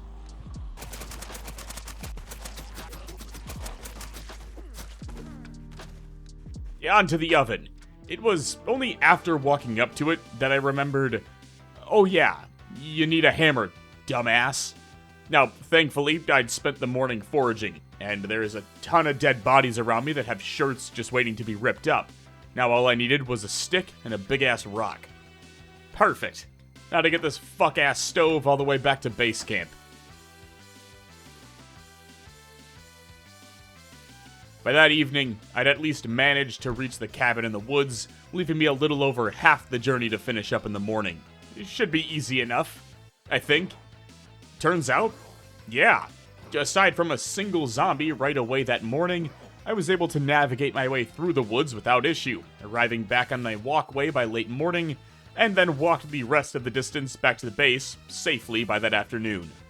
But the job's not done yet. In a regular playthrough, I'd take the rest of the day to recover, and maybe grind out a skill book, disassemble some watches, I don't know. But in a challenge like the Great Spiffo Rat Race, there is no downtime. So, after placing the antique oven down, I grabbed my old fishing rod and walked my tired ass down to the water and spent the rest of the day fishing. It was only after fishing for several hours, cutting them into fillets, and lighting the campfire that I remembered, hey, you absolute fucking half-eaten lollipop, what did you just spend the last month or so working towards? So, after cooking all the fish, I moved inside and used a log to light the antique oven, bringing the interior up to a cool 75 degrees, allowing me to knock out on the chair and effectively sleep off the nasty cold in a single night. With the big mission accomplished, I have a small list of goals that need to be achieved. At the very top of that list is finding a jacket. Ideally, a padded winter jacket and a wool hat, but given the loot settings, I don't think that's in the stars. So, next best option, find a jacket on a corpse, and hope like hell it can be patched enough to provide some warmth through the winter. The only way to patch clothing, though, is by using thread and a needle, and to my knowledge, I don't have any of that. Now, in Build 41, the best way to get thread was to simply rip up clothing. The percentage chance for gathering thread, as well as the amount of thread received, would go up with each level, and if you were at least somewhat manageable at combat, you could just load up on rags and thread to your heart's content. But in Build 42, that's no longer the case. Now, you need a needle to pick thread from rags, and that also requires level 1 tailoring to pull off, meaning you need level 1 tailoring to even start stacking thread. In its simplest form, you can reach level 1 tailoring by trimming skirts and dresses and other clothing items by using scissors. This dulls out the scissors though, so it's not the most efficient or most ideal grind for something like the Spiffo Rat Race challenge. So instead, I wanted to avoid any guides for this and walk through what I found to work the best for me by using the game's crafting mechanics and a healthy abuse of the foraging system. Starting with using a piece of animal bone I'd been holding on to since smashing an animal skull earlier in the playthrough. With one of those bones, combined with a crafted whetstone and knife, I can sharpen the piece into a sharpened bone fragment. From there, I can combine the sharpened bone fragment with a knife and whetstone as well to make a bone sewing needle. Researching that sewing needle allows me to also carve knitting needles, which gives a shit ton of carving XP. More on that later though, because now that I have a needle, I need thread. Or at least the ability to make thread. So, how does a nomad make thread in the zombie apocalypse? Well, you need animal parts. But, if you can't get those, I have a workaround that'll still land you some tailoring XP at the slight cost of your sanity. First, you'll need hemp. Over the past 2.5 months, I've managed to accumulate 36 pieces of it. That hemp, with the assistance of a hard surface, can be turned into twine. Crafting twine doesn't net you any XP, but that's okay, because it's just a tertiary ingredient in the recipes that actually do yield some form of return. Next step, you need scissors. Now, I looted a pair off of a corpse, but you can also find them by foraging, so either way, it's all just a matter of getting insanely lucky with RNG. But regardless, with those scissors, you can march up to a corpse pile and shred through all of their denim or leather clothing, even the destroyed and broken items. This'll net you denim and leather strips, and those are the primary material we need. Unrelated, but thank God I came back to this spot because one of the zombies had a fucking sword on him, and I never would have found that had I not come back in search of apple-bottom jeans or boots with the fur. By the time I'd called it quits on the day, I'd managed to rake in 28 denim strips and 4 leather strips. After they'd been cleaned, you can then combine the denim strips with the needle and twine to make foot wraps, hand wraps, I think this is pronounced bando? I don't fucking know, but it doesn't matter, because all 3 give the same amount of XP. The only difference is that the bando requires 4 denim strips and 2 twine uses, compared to the foot wraps, which use 6 denim strips and 1 twine. The hand wraps are the most expensive, requiring 6 strips and 2 uses of twine, so for grinding, it made the most sense to me to just spam out the foot wraps. But what about the leather, TGP? I used it to make a bone war hatchet because it sounded cool. Sue me. Anyway, with the rat race XP debuffs, countered by the fast learner trait, I earn 1.6 XP per successful foot wrap. 75 XP minus the 6.4 I already have leaves me needing 68.6 XP. 68.6 divided by 1.6 comes out to 42.875, so I'll need to make 43 pairs of denim foot wraps to hit level 1 tailoring. Hell yeah. But we're not done crunching the numbers yet, because 43 pairs of denim foot wraps comes out to 258 denim strips. I'm not concerned about twine, because I can make 36 more batches of it before needing to forage. So I also get like 5 uses per thing of twine for a foot wrap, so I'll be fine. Equipped with that knowledge, I headed north towards the outskirts of Riverside, with the goal of fighting through as many zombies as possible in an effort to begin what would become a massive stockpile of denim strips. This actually ended up with me finding myself near the farmhouse again, which made me cringe when I think about the hundreds of unchecked corpses I just let rot away here, instead of dumping their jeans and leather jackets onto the ground for later use. It's not the end of the world though. I mean, we're on 16-time pop, there's over 1 million zombies to clear out. Hell, there's probably enough jeans and leather jackets on the zombies inside Riverside alone to account for the remainder of this entire playthrough. Case in point.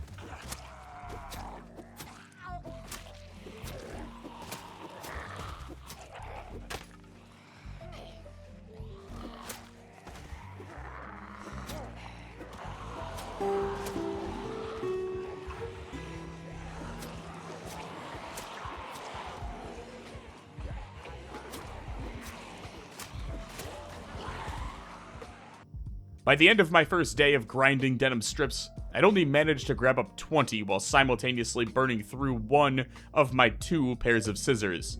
I was able to sharpen them, but not by much, meaning I'm going to have to find another solution, or at least find another pair of scissors. Before heading to sleep, I went ahead and moved the table back inside. Now that I've got an antique oven, I don't need to rely on sunlight all the time anymore, and can use the light from the stove to continue skill grinding at night. That being said, I think I'm going to hold off on that for now, so that I'll have something to do during the winter months when it's too cold to leave the house. Until then, it's back to chopping trees for saplings to make spears out of. This works on 2 fronts, because not only does it allow me to maintain a steady supply of weapons, especially early on, but it also allows me to continue stockpiling branches that'll be used for short and long bats, as well as logs that I'll survive off of in the winter. Basically, while gathering saplings, I'm stockpiling future weapons and building a near endless supply of fuel to get me through the worst 2 to 3 month stretch of the challenge. It seems like an easy win for me every time. With those saplings, though, it was back to crafting fire-hardened spears, which were then used on the seemingly endless hordes surrounding and infesting Riverside. Instead of shredding clothing during the fighting, though, I tried to keep the corpses piled and contained into one zone, and then would run in, loot the jeans and leather items, and pile those up outside the fence lines. That way, I could come back once the zones in the area had been dealt with, and bulk shred all the material in one day. Outside of fighting zombies, I also finally lost my fishing pole. And when I mean lost, I mean lost. Like a fish ripped the pole out of my hands and sent that bitch into the abyss, never to be seen again. Thankfully, I have more than enough supplies stockpiled to craft another and get back to the grind at hand. That was until the next morning, when I walked outside to see this. Ladies and gentlemen, I cannot express the wave of happiness that washed over me when I saw a single baby chicken roaming around the fenced portion of the yard. This was massive for survival implications, and while it isn't a cow, a chicken will no doubt provide an infinite source of eggs that can be cooked for a source of fat. I know I mentioned it earlier in the video, but to reiterate, I can use the larger fish for calories and protein, but with enough eggs, I'll be able to balance my diet enough to get a double up arrow and even sustain my weight through multi-day expeditions. To celebrate, I pet the leghorn chick and renamed her to one of my YouTube members. So, welcome to the team, Spellweaver2213, the first of what'll hopefully be many chickens. There's still a few other eggs I'm waiting on, though, so until those hatch, it was back to fighting and collecting apple-bottom jeans.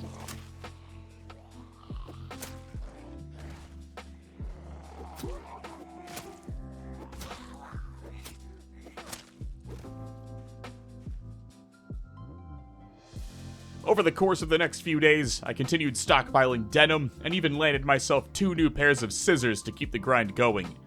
By September 30th, all the eggs had hatched into full-blown chickens, so I got to work renaming them. And in the 1 in a million chance, Zomboid actually threw me a bone, landing me both males and females, meaning I can not only rely on eggs as a food source, but there's also a slight chance of my run ending in the chickenpocalypse, and that makes me happy.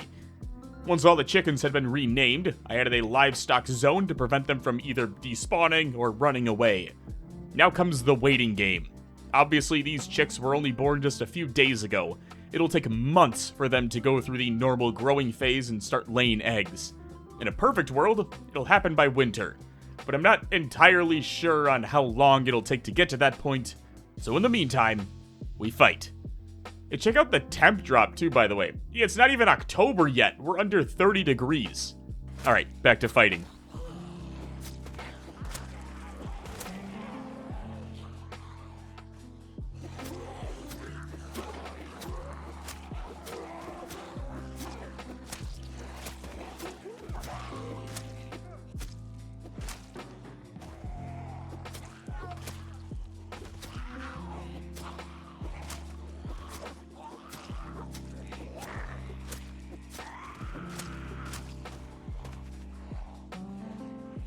During said fighting, I not only reclaimed the old farm shed from the beginning of my spear combat journey, but also fully reclaimed the farm, scooping up the remaining eggs from the hutch.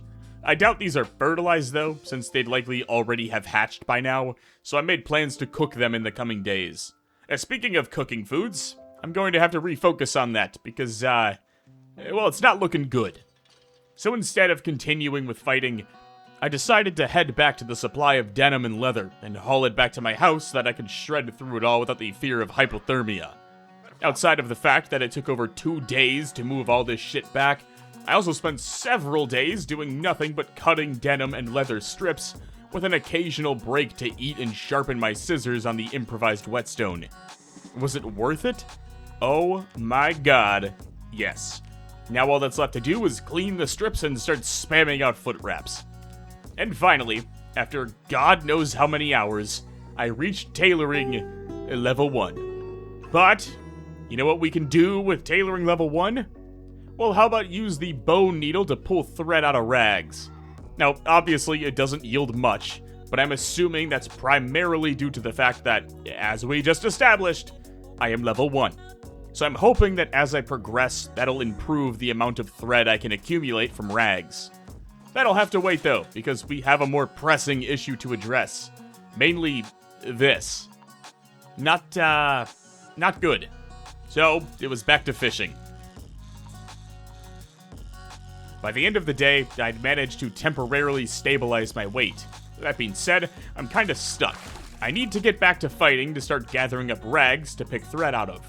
But if I fight, I'll burn through my calories faster, which will drop my weight further. That'd normally be fine if I was in the 70s or even mid-60s, but the fact that I'm 6 kilograms away from decaying into Ariana Grande, I need to spend several days correcting that. Days where the temperature will continue to drop and where zombie migration can take effect. Not great. But there isn't much I can do at the moment. I've gotta just ride the wave and hope I can catch back up on weight with enough time left to go round up enough zombies to start padding my clothes. While I waited though, I took a quick electronics test and disassembled a watch to get an XP check. Each watch lands me 0.4 XP. Since I have the second skill book, I would need to do the first 2 levels knocked out before I can read that. Level 1 requires 75 XP, but level 2 requires 150 for a total requirement of 225. At 0.4 XP per watch, I would need 563 watches just to unlock the ability to read a book. That's not gonna cut it. So my plan is to just kind of continue stockpiling for the time being and hold out for a Volume 1 skill book in the near future. And so, for the next several days, pretty much all of October to be real, I would spend my days cooking, filleting, and eating dozens of fish, while watching my weight slowly climb back up from 61 to a more stable number. In the process, I was able to knock out another level in fishing, bringing me up to 5. During this entire grind, though, I ended up stumbling into a duplication glitch completely by accident. See, I had a bowl of cereal on the counter, so I dumped the cereal out and used the bowl to spam fish and mushrooms and other shit into in order to passively grind out some cooking XP. But if you have an empty bowl and add multiple of the same item, say fish fillets for example, it'll start a bowl of salad, but the game thinks you're creating 2 separate salads. What this does is adds a second first salad, landing you 2 bowls with 1 piece of fish fillet in each of the 2 bowls, instead of 1 bowl with 2 fillet pieces. This can be replicated indefinitely, as long as there's 1 bowl and at least 2 of the same item that can be used to create either a salad or any type of cooking meal. You cannot duplicate a meal that's already been made though, so if you make a salad, you can spam click it 5 times to add all 6 pieces without making a second bowl. This only works if you haven't made a meal out of the food yet. So if anyone from the Indie Stone is watching this, hopefully this will suffice as a bug report. Because the Spiffo rat race is more of a self-report system for bugs and exploits, this operates more on good faith rather than anything tangible. So, I took the duplicated bowls and dumped them over at one of the old houses I'd looted months ago. Then, with the soul bowl, I knocked out a 4th level in cooking at 0.6 XP per fish fillet. It'd take until the 18th for my weight to finally reach the perfect and well-rounded amount of 69, setting the stage for another zombie massacre. To celebrate my newfound weight, I grabbed some spears and set out to find a few more zombies to fuck up. The plan is very similar to what I've been doing in the past. Kill a fuck ton of zombies, collect their clothing, profit. The only difference this time is literally just the type of clothes I'll be looting. I don't really have a need for denim, but leather is still on the table, along with anything that can give me rags. The best part?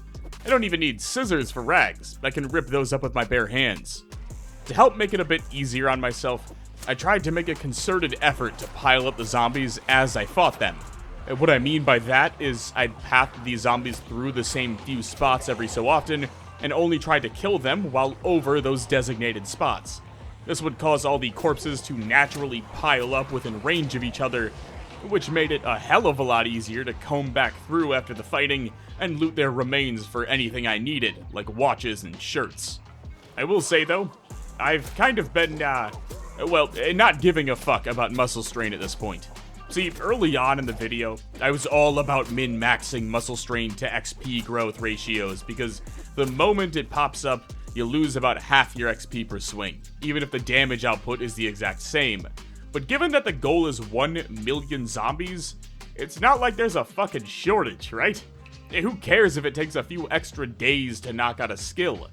To add on to that, Rat Race, despite forcefully slowing down the game to almost a standstill speed, it does allow me to pull out my favorite thing in any survival game, and brute force my way to victory. If something works, it doesn't matter how long it takes. You can just keep walking it down until it gives up or gives way.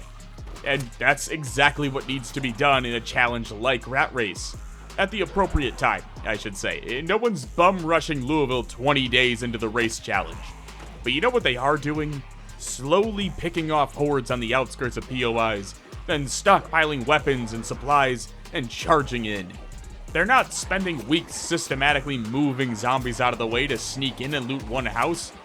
Well, some were, but they're all dead now. No, the real strategy is a strict superiority complex, an unwavering dose of stubbornness, and enough autism to stare down 70 hours of grind and say, fuck it, we ball. Until you go to sleep with soaking wet clothes and wake up with a nasty cold. Then you gotta put a pause on things and spend half a day fishing just to keep yourself fed enough to overcome said cold. Love it. I really thought I had it too, and to be honest, if I'd had just a few more hours of heat, I probably would've, but alas, the cold persisted into a second day, forcing me to burn through 2 full logs for 12 hours of heat, along with several fish that I was planning to wait another day on. On the bright side, this didn't really slow down my plans at all, because I was still able to spend the day pulling thread from all those rags. The only downside was just how fucking slow this all was.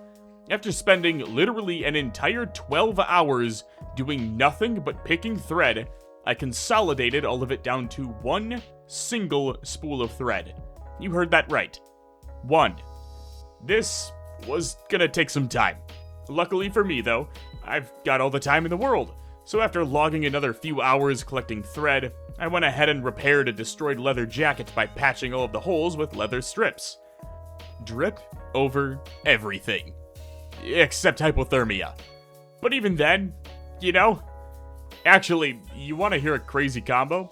The hoodie and vest combo is actually more insulating than the leather jacket, which removes both to wear. And while I do think having to remove a hoodie to put on a leather jacket is very stupid, I respect the change. So, after 5 years of making Project Zomboid YouTube videos, I think it's officially time to retire the cowboy hat leather jacket wombo combo. Instead, I began the journey back north to find a regular jacket to see if that operated the same way.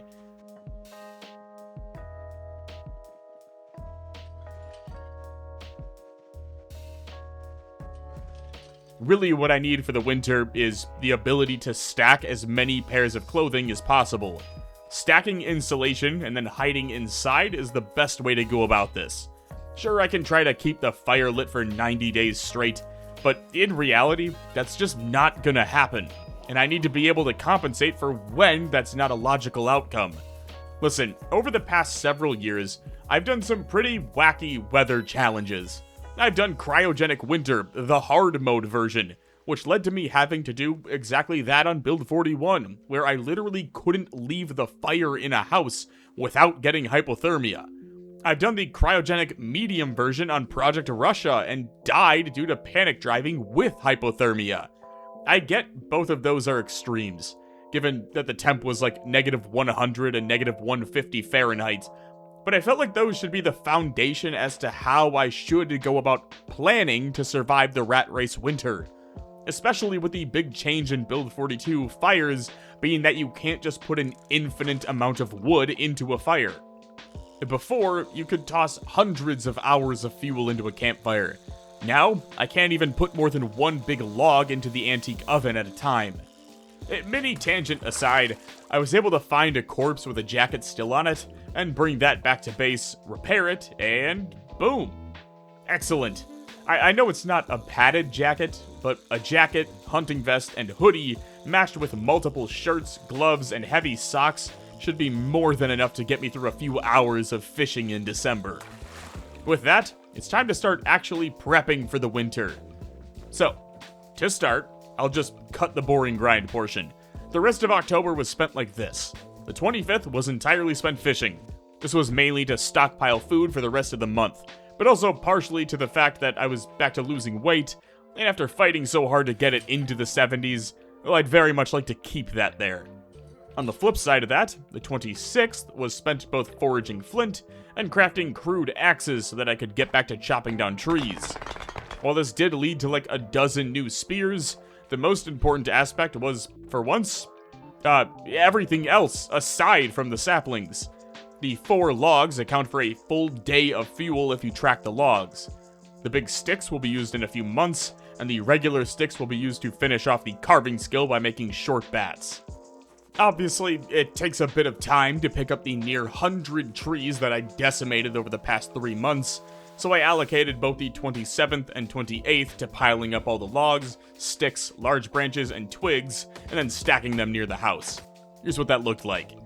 And now time for the fun bit. Well, not for you, but for me, because now is the time where I get to spend an absolutely disgusting amount of time carving. First, I started with all the broken branches and sticks I'd been accumulating for the crude axes and spears I'd burned through. Those could be turned into handles, or better yet, wooden rods that could then be further refined to knitting needles, totaling 32 XP a pop. Those knitting needles could then be tossed into the antique oven for extra fuel. But then I found something even better. A wooden rod got me 8 XP. But those wooden rods could be turned into medium handles for 16 XP, totaling 24. The medium handles can then be refined to knitting needles for 24 XP, doubling the amount up to 48 per wooden rod conversion. This continued for several days, really until I ran out of maggots and other bugs to use as fishing bait, but during this little grind, I noticed that my game had begun stuttering incessantly. I attributed this to the metric shit ton of items lying around though, and just kinda hoped it would go away as I tossed more junk into the antique oven. But to help alleviate some of that pressure, I also started moving some of the for later items into the shed in the north. Even all that wasn't enough to stop me from hitting carving level 8 though, meaning I'm just 1 level away from auto-learning the short bat recipe, and 2 levels away from maxing the skill and learning the long bat recipe. Back to the stuttering though.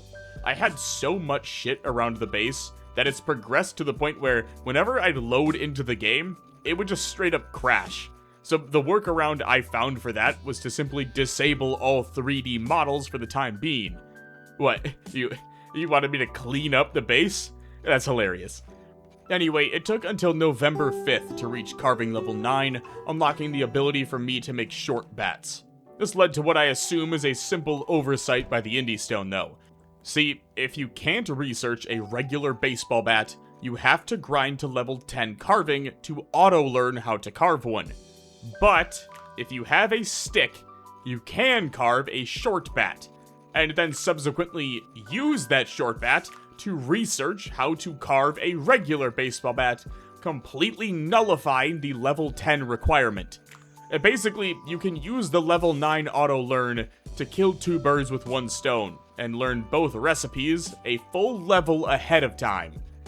By the 8th, I was starting to lose weight again, which sucked considering I'd finally gotten to above 75 for like the 2nd time in the past 4 months. My chickens also haven't aged up at all yet either, so I'm still stuck fishing, which is only going to become more difficult as the winter progresses. Thankfully, I have a solution, at least I think. In Build 42, you can now make chum, which will help attract fish to a location. It's primarily used as bait in fishing nets and traps, but since I can't craft those yet, this is the next best option. To make chum, you need a sack of sand, and since we don't have a bag, we have to fall back on crafting one instead. To sew a sack, you need a needle, a burlap piece, and thread or twine. In order to weave a burlap piece, though, we'll need hemp, which we have tons of, and a loom. Unfortunately, this is where the holdup comes into play because a simple loom requires carpentry level 3. and I'm not even level 1, so yeah. Well, TLDR, the plan will have to wait, so in the meantime, it's back to fishing the bubbles and slowly leveling that skill until I can craft traps. Thankfully for me, there's no shortage of insects that can be used as bait, so as long as I have a day to spend foraging for them, I'll be fine. That's gotta be a new PR, right? I don't remember what the first one was, but this has to top it. Anyway, that's really all I did for the next several days. I'd fish when I was on a streak, and then when I'd go a few hours without a catch, well, I'd swap to foraging for a bit before coming back that evening and trying again. By the 11th, I'd managed to stabilize my weight, until I got rid of the bushes and trees in the chicken pen. Since I was right on that edge, I took one more day to really hammer in some more foraging and fishing, and by the 12th, I was back in the green and ready to return to carving. That being said, I'm not sure how much longer foraging will be viable. It's not even the middle of November yet, and I'm already getting hit with a near 20% debuff due to the weather, so I may end up needing to fall back on fighting zombies for maggots if this doesn't pick up. At least for today, though, I was able to find a ton of bugs and use them to catch enough fish, to keep me gaining weight for a couple days. By the time I'd ran out of large branches, I'd managed to craft just under 50 total bats. The real kicker, though, the component that'll turn these into the greatest items in the game, is locked behind Carpentry 4. See, once auto-learning the recipe to reinforce long blunt weapons, I can combine and add metal sheet to these baseball bats, significantly boosting their durability. That, combined with the fact that I'm already maintenance level 5, will put the reinforced bats on par with a build 41 crowbar. And that can scale to every bat I make, provided I have the material to reinforce them. The issue now lies in the fact that my carpentry skill is non-existent, I think is how I would say it. I need it for pretty much everything I want to do at this point, but I'm still stuck on needing nails. Because, I don't know about you, but I really don't want to waste all my logs on log walls, which only land 2 XP per wall. Not only is it an entirely unnecessary waste of material, but I'm also just not a fan of log walls in general. Even the log fences are only 1 XP per fence, so I need to burn through 150 logs just to knock out Carpentry 1. It's just not worth it. So for the time being, it was back to carving short bats until I maxed the carving skill. By the time that happened on November 15th, I was up to a total of 48 baseball bats and 79 short bats.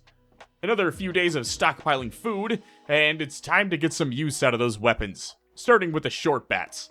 My reasoning is actually pretty straightforward for once, believe it or not.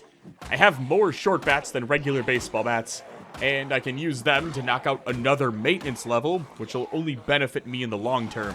And not to mention, these can be crafted with a single tree branch, whereas the regular bats require a large branch. With that, it was back north to give these short bats a try. This was incredibly painful, to be honest. I was more so just used to the fact that I could get 15 plus shots in with a spear before getting any type of muscle fatigue. But that was with spears that have 30% less muscle strain gain for the level. Compare that to short blunt level 0, and oof. 6 swings, maybe 7 if I take a bit of time in between them, 5 if I throw in some animation canceling. What I found worked best was simply tripping the zombies over the fence, because for whatever reason, the XP debuff from muscle strain doesn't apply when they're insta-killed over the fence, even with the muscle strain active. That means that if I hit them while they're on the ground after hopping the fence, in most cases I still earn the 0.6 XP compared to like 0.15 I'd get from hitting them if they were standing and walking towards me. I want to clarify though, I don't think this is a bad thing or a negative. I actually oddly like this sort of trade-off because it forces you to change your style of fighting to still earn the normal amount of XP, instead of just backing off and resting to recover. Take XP out of it, and it's still another go-to for most players when it comes to clearing out hordes. So to have that as a fallback option, I'm gonna take that every time. The only downside of this strategy is, I don't know, if maybe you get a little too cocky and something like this happens. Now, the PZ gods were looking out for me this time, so thank you PZ gods. But that's not gonna happen every time, and not wanting to press my luck, I booked it back home for the rest of the day. I will say though, I know I dropped the short bat when I got knocked over, but after an entire day and 52 kills, that bat still hadn't broken, which is what I'd consider to be a big win. Anyway, on to the next day because I discovered something. So, when it comes to the XP grinding by tripping zombies over fences and then ground pounding them, okay, we have to go back real quick. So, muscle strain. When fighting zombies normally, like standing around, walking, when that muscle strain pops up initially, you lose about 40% of the XP gains, despite only losing a fraction of the damage. Like, instead of 4 swings, it now takes 5 to 6. Regardless, you still hit basically just as hard initially, but you earn significantly less XP. This was tracked via the OSRS XP ticker in the top left corner. When ground pounding, you retain full XP at 0.6. But when that muscle strain really sets in and ticks red and the pain moodle pops up, you do lose XP. The only reasoning I can think for that is because that's the point where your damage is significantly reduced. I'm not in debug mode, so I don't have the exact damage fall off, but when the muscle strain goes red, damage is reduced across the board regardless of combat of any kind. But specifically, when it comes to ground pound attacks, that's the point where XP fall off starts happening. And yes, I realize this information really only applies to like 0.1% of Zomboid players who are at that level of min-max turbo autism, but it's interesting to me, so it's staying in the video. Speaking of that, I checked off Short Blunt level 1, which, contrary to popular belief, does actually help me. Not much, but it does give me a 0.3 damage multiplier, and now I gain muscle strain 7.5% slower, so, you know, a checkmate, atheists. Oh, sick. Bullets. Now I can load my imaginary gun and talk about the rabbits. The biggest thing right now is that I need some form of sustainable food. And I know that's fishing, but I really just need these chickens to grow up and start popping out eggs, because if I want to keep maintaining my weight, I need to spend a full day foraging for insects, and then a second full day fishing, just to earn enough calories to withstand 1 or 2 days of fighting before I need to repeat the process. It's just a big drag down at the moment, and I cannot wait for the day that I don't have to worry about it anymore.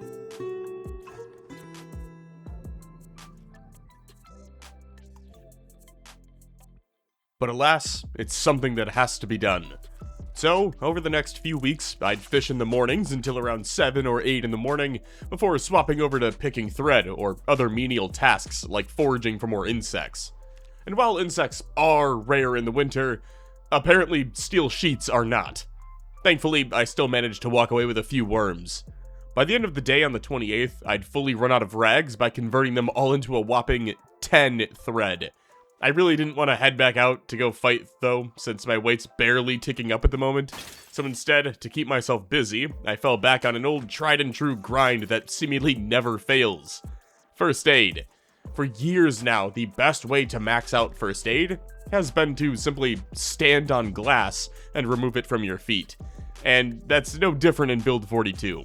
So, to start, all you need is some broken glass. With that in hand, I brought it back to the bathroom, took off my boots and socks, and stood on top of it.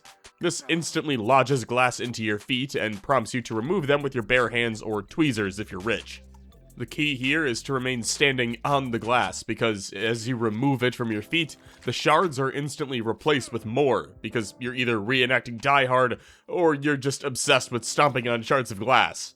I don't know, you choose. But either way, as long as you stand on the glass, more shards get stuck in your feet, allowing you to queue up alternating tasks to keep removing it, landing you a semi-AFK method for grinding out first aid. The only noticeable difference that I found between Build 41 and 42 is that you tend to bleed out faster with this method. I distinctly remember Build 41 slowing down your health drain immensely the closer you get to death. But that seems like it's been nerfed here, so this method is still very viable, but it's something that you do need to actively pay attention to while you're doing it, which does slow progress down. Regardless, I'm still earning 3 XP per shard of glass removed, which allowed me to knock out First Aid 1 in like an hour before having to stop and recover. Then even with that slight delay, I was still able to knock out 2 First Aid levels by that afternoon, and all without skill books. But this was basically all I did for the next several weeks. I'd fish when I needed food, and then it was back to the bathroom to dropkick glass until I started hallucinating dead relatives, and then it was bandaging up the feet, throwing some boots on, and waiting to repeat the process. The grind for this set in almost immediately.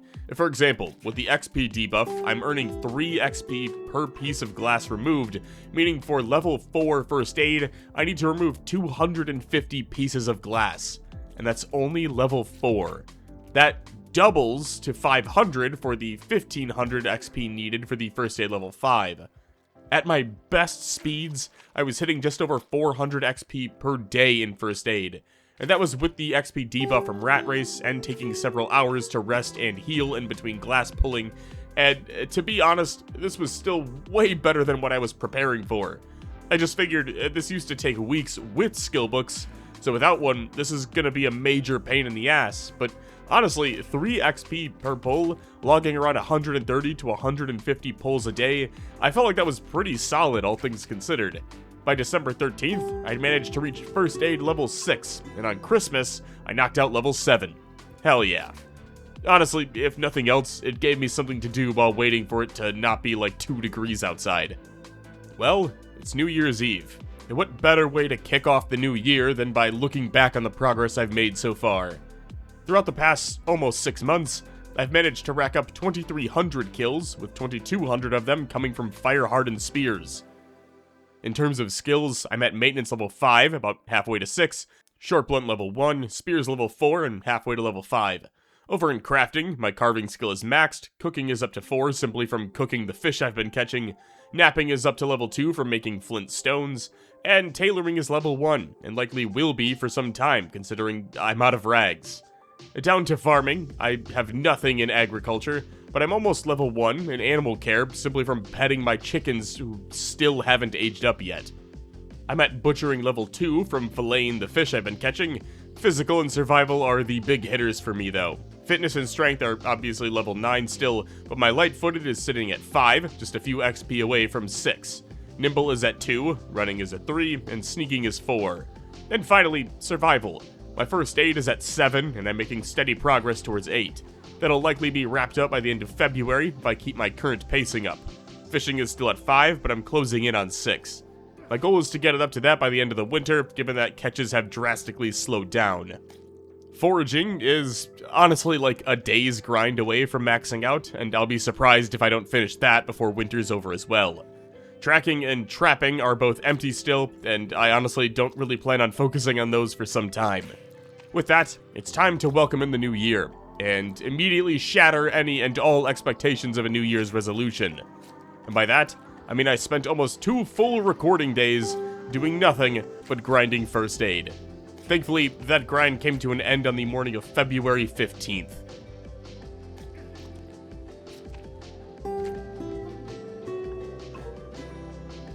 But the hype doesn't end there, because look what happened during the first 2 months of the new year. I couldn't tell you the specific date or time, but I can tell you that we've got full-on chickens now. They're not all full-grown yet, but hopefully within the next week or 2 here we start to get some eggs. There's just one problem. Well, I seem to be the first survivor to introduce cockfighting to the apocalypse. Now, I'm no Michael Vick, but I like to imagine if these were Rottweilers, he'd be pretty proud. To stop these from assaulting each other constantly, I'll need to either build another pen or let one of them run free. Thankfully, I can use some hemp to craft rope, which can then be combined with the excess logs to craft log fences. So my plan is to throw something super simple down to hold one of the males. I think I have 3 males total, so I'll need 2 small pens with a male in each, and then I figure I can just sort of inbreed them down the line as new chicks hatch from some of the eggs left around the original chicken coop.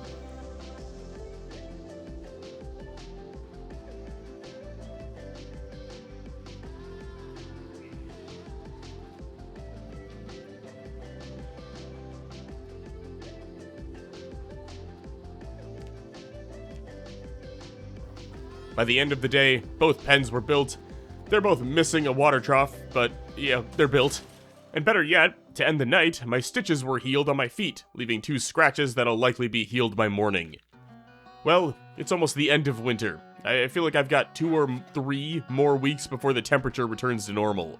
And somehow, throughout this entire debacle, I've been able to keep my weight somewhat stable. And now, sure, it's taken about 3 months of doing nothing but standing still for me to move up about 7 kilograms. But I'm just happy I'm not starving to death anymore, to be honest. 82 isn't half bad, but I just spent all that time getting it up there. I really don't want to risk losing all that progress over a few days of fighting. Or better yet, I don't want to get caught out and die to hypothermia because a blizzard decides to roll in while I'm 500 zombies deep into Riverside. I've come all this way. To lose my patience now would be a disservice to the grind. So instead, I stayed the course, and spent most of my day foraging and trying to find a few more worms to add to the collection. Did I find any? No.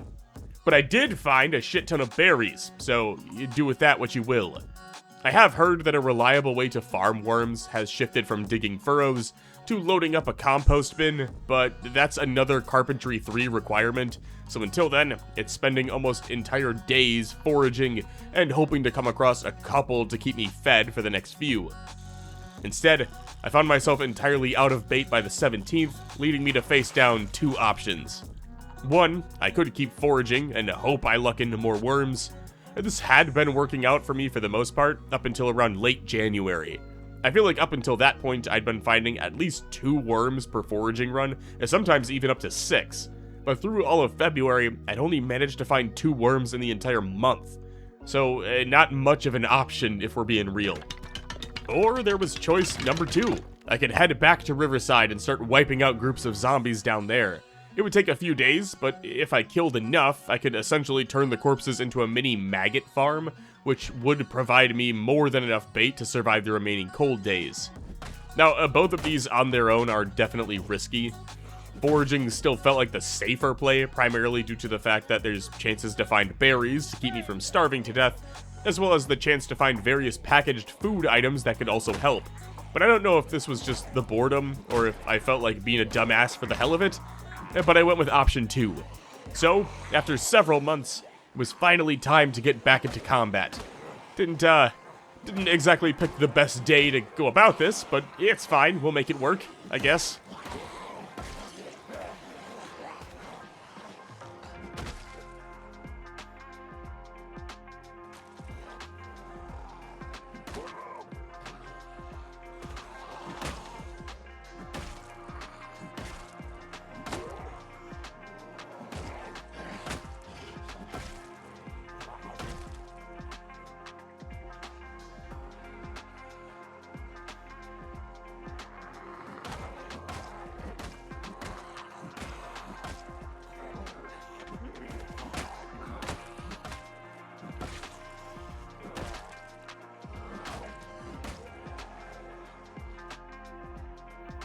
Alright, hopefully that's enough corpses to spawn a dozen or so maggots, because I'm down to just 1 fish and a few fillets, and I don't think they're gonna last longer than 2 more days. Hold on. Are you fucking kidding me right now? What the hell happened? I don't even have words. What the fuck? I was gone for like 12 hours. Were they close to developing a nuclear bomb or something? Well, this sucks. That was my primary food plan for the long term, so I didn't have to spend entire days fishing. Without them, I'm not quite sure what the plan's going to be. I don't even know if farm animals are still alive this far into the run. I mean, I'm over 7 months in, like, unless the map cells haven't generated yet and still have the ability to spawn cows and pigs, I might just be fucked for animal husbandry. But I'm not necessarily fucked on food, I guess. See, trapping in build 42 still works pretty much exactly the same as in build 41. Meaning, those massive rabbit farms I've loved to build in the past, yeah, those should still work in build 42, at least at the time of writing this. The big holdup now simply comes in the form of needing to learn those recipes, because at level 0 trapping, you can't craft anything without knowing the recipe for it. Basically, you're stuck with mouse traps until you find a recipe magazine, or hit trapping level 2, at which point you can auto-learn how to make a stick trap, which will help catch a few birds every once in a while. Unfortunately, my best bet for trapping is to keep pushing into Riverside and hope I either land myself a survivor zombie with a school bag on his back, or burn through the city until I reach Main Street and can raid the bookstore. That's gonna take some time though. So for the foreseeable future, it'll be smacking zombies with bats, and fishing to prevent me from dropping all the weight I just spent 3 months packing on.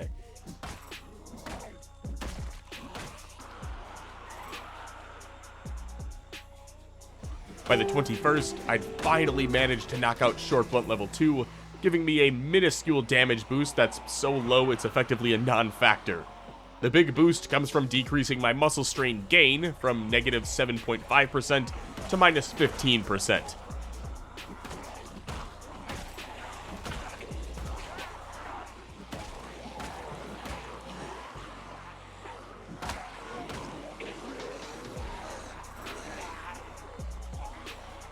Okay, may have royally fucked up. What I mean is, I completely forgot that maggots don't spawn during winter, so I have to wait until March for them to come back. Meaning, I'm effectively relying on foraging worms for fish to keep my weight up, and if that's not working, I just have to deal with dropping weight and relying on berries for another 10 to 14 days or so. So, at the risk of undoing literally all of my progress, I instead opted to focus on maxing out the foraging skill, spending the next few days doing nothing but crouch walking around the immediate area, collecting berries, and a few oddities along the way. And most importantly, maxing out my third skill of the playthrough. While I don't really give a shit about twigs and branches, I did make a point to pick up as many flint flakes as possible, which, funny enough, ended up accounting for the majority of my total haul. I'm not even kidding, there were dozens of flint flakes just lying around. I think I ended with like 80 or 90 of them by the end of winter. But in between foraging sessions, I want to teach you something that I'm pretty sure about 90% of you aren't aware of. Okay, so you know how it becomes more difficult to fish during the winter months? Like the percentages drop way down? Well, did you know the game uses a temperature check to determine that? The game waits for the temperature to drop to 14 degrees, or minus 10 Celsius for my non-bald eagle friends. And much like basically every other setting or check in Project Zomboid, it can be easily manipulated if you have the means and the want to. Like, for example, notice how it's cold enough to make Ned Stark stay inside? That's the temp check being used. So if you were to, I don't know, place a campfire down and stand next to it, sending that temperature from 0 up to, say, a 61 degrees, well, that would completely negate the fishing debuff for the low temperatures, meaning now all I have to worry about is not having any bait. But really all that means is I gotta catch a ton of junk in between fish. Overall, my catch rate goes from the 2.5% for no bait and a winter penalty to 22.5%. If I can fish during the peak hours of 4 to 7 a.m. and 6 to 9 p.m., nice, that rate gets bumped up to 32.5%. Then, provided I have enough berries and cherries to stave off starvation for a while, if I can catch a fish, I can turn that into a few fillets, and then use said fillets as bait for an additional 5% catch chance. Pretty exciting shit for the numbers and graphs autists out there, but if that's not for you, may I present the spinning vortex of despair. This one I found entirely by accident, to be honest, but I don't think it's a bug, so it's staying in. When foraging, you get a small boost for crouch walking. It's like 10%, but you do get a 33% boost for aim walking. The big problem with aim walking is that it's slow and boring, and everyone hates it. But what I found is that if you have aiming bound to, say, left control, but not toggled on or off, you can use the walk to option, or Y on your keyboard, and crouch walk. After selecting a tile, you can speed up the game with F4 to 2 times speed. From there, all you need to do is hold the left control that your aim is toggled to, and boom, you're aim walking at 2 times speed, allowing you to forage faster and slowly chip away at nimble level 3. It's just a win-win for everyone. Oh, and of course, in typical TGP fashion, I had OBS paused while I maxed the foraging skill, so you get the very end of it. You're welcome. Anyway, I really didn't do much for the remainder of February. I foraged, and then caught more tin cans, but that was really it. So when March 1st rolled around, I was excited to get back to work. I'm sitting at 78 for weight and decreasing, so just barely hanging on to above underweight, so that was my primary focus right off the bat. I know I mentioned it a little while ago, but the last thing I want to do right now is drop below 75 weight after spending literally all winter fighting to get it into the 80s. So first things first, it was back to foraging for bugs and anything else of value. Then, that evening, I used said bugs as bait to haul in several fish that could then be chopped up into fillets and cooked to keep chipping away at both butchering and cooking levels. Add in a few wild eggs found while foraging, and all that's left to do is shove my face. After 3 full days of doing nothing but fishing, foraging, and eating, I was ready to get back to action. Sort of. I'm gaining weight again, which is good enough for me. At worst, I'll stabilize after a day of combat, and can just eat some more that night before dozing off on a rotting bed. With my weight somewhat under control again, I figured it was finally time to make the big push into Riverside. And what better way to kick off combat than with baseball bats? Because, I'm gonna be honest, I am so fucking tired of short blunt. It's almost entirely due to the fact that, with muscle strain ramped up, and all of the strain being allocated to 3 body parts, it's a brutal process to work through, especially early on. But with baseball bats, that muscle strain is allocated to 6 body parts, effectively allowing me to double the amount of swings and damage I do before it sets in, if not more. I think with one-handed weapons and spears, I was getting like 3 to 5 hits before muscle strain set in at level 0. But with long blunt, I was getting up to 10 swings before proccing muscle strain.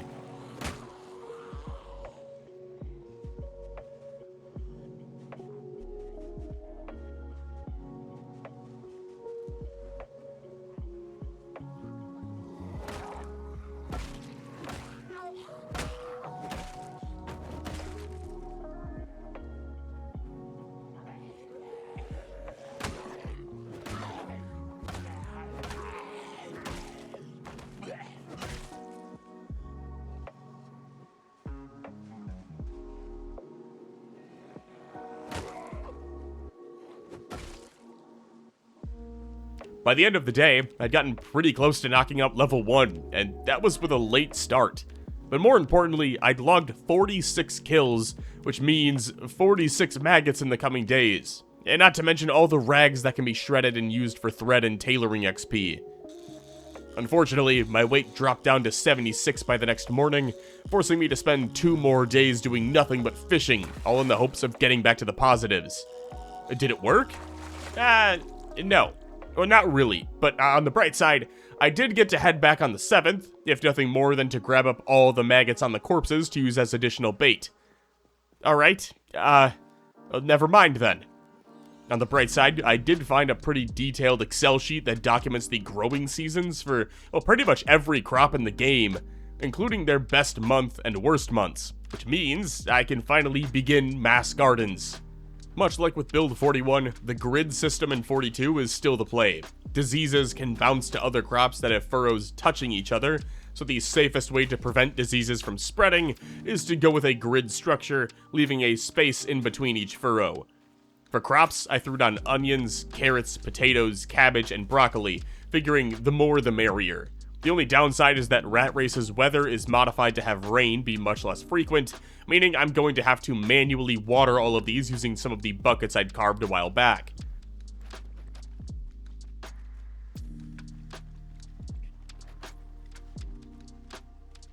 And now we wait, for like 1 to 3 months while everything grows.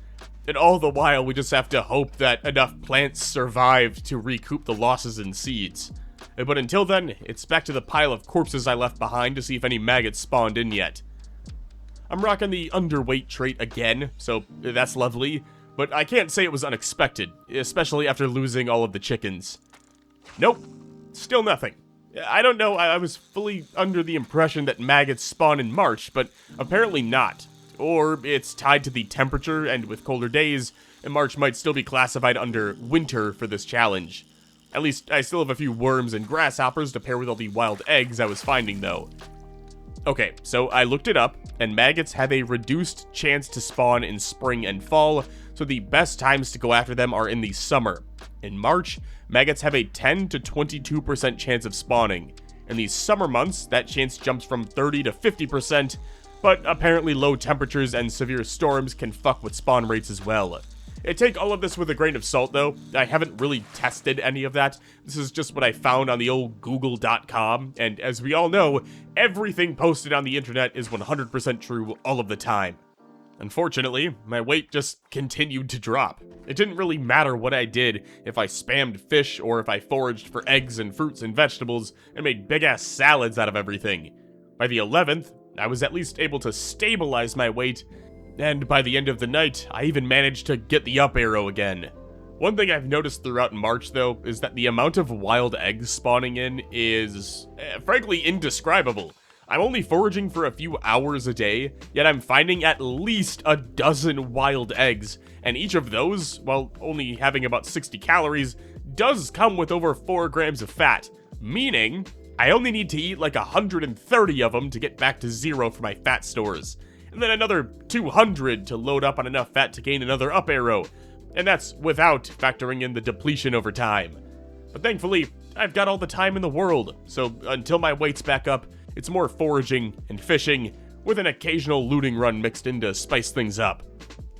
While foraging on the 13th, though, I managed to find the key to the Riverside fabrication van, which will be fantastic whenever I get around to siphoning fuel. On days where it was too foggy to forage or see any of the water spots to fish at, I'd sit back and clean dirty rags and pick thread. Pretty basic, but something that still allowed me to pass the time without burning through too many calories. But on days where it was clear, hold on, this is what I'm talking about with the amount of wild eggs around.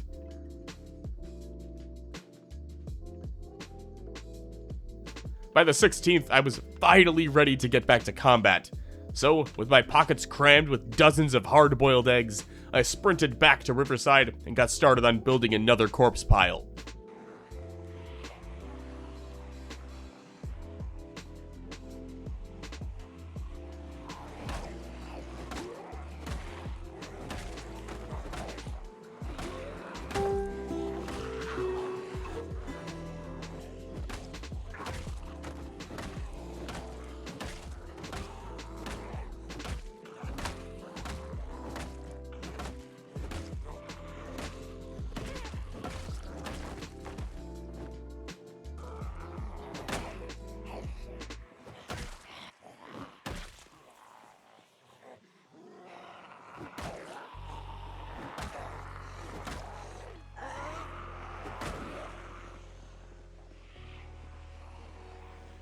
It didn't really work either, and at this point, I decided to just take the rest of the month off of fighting, opting to focus on more foraging for food and collecting more thread in my downtime.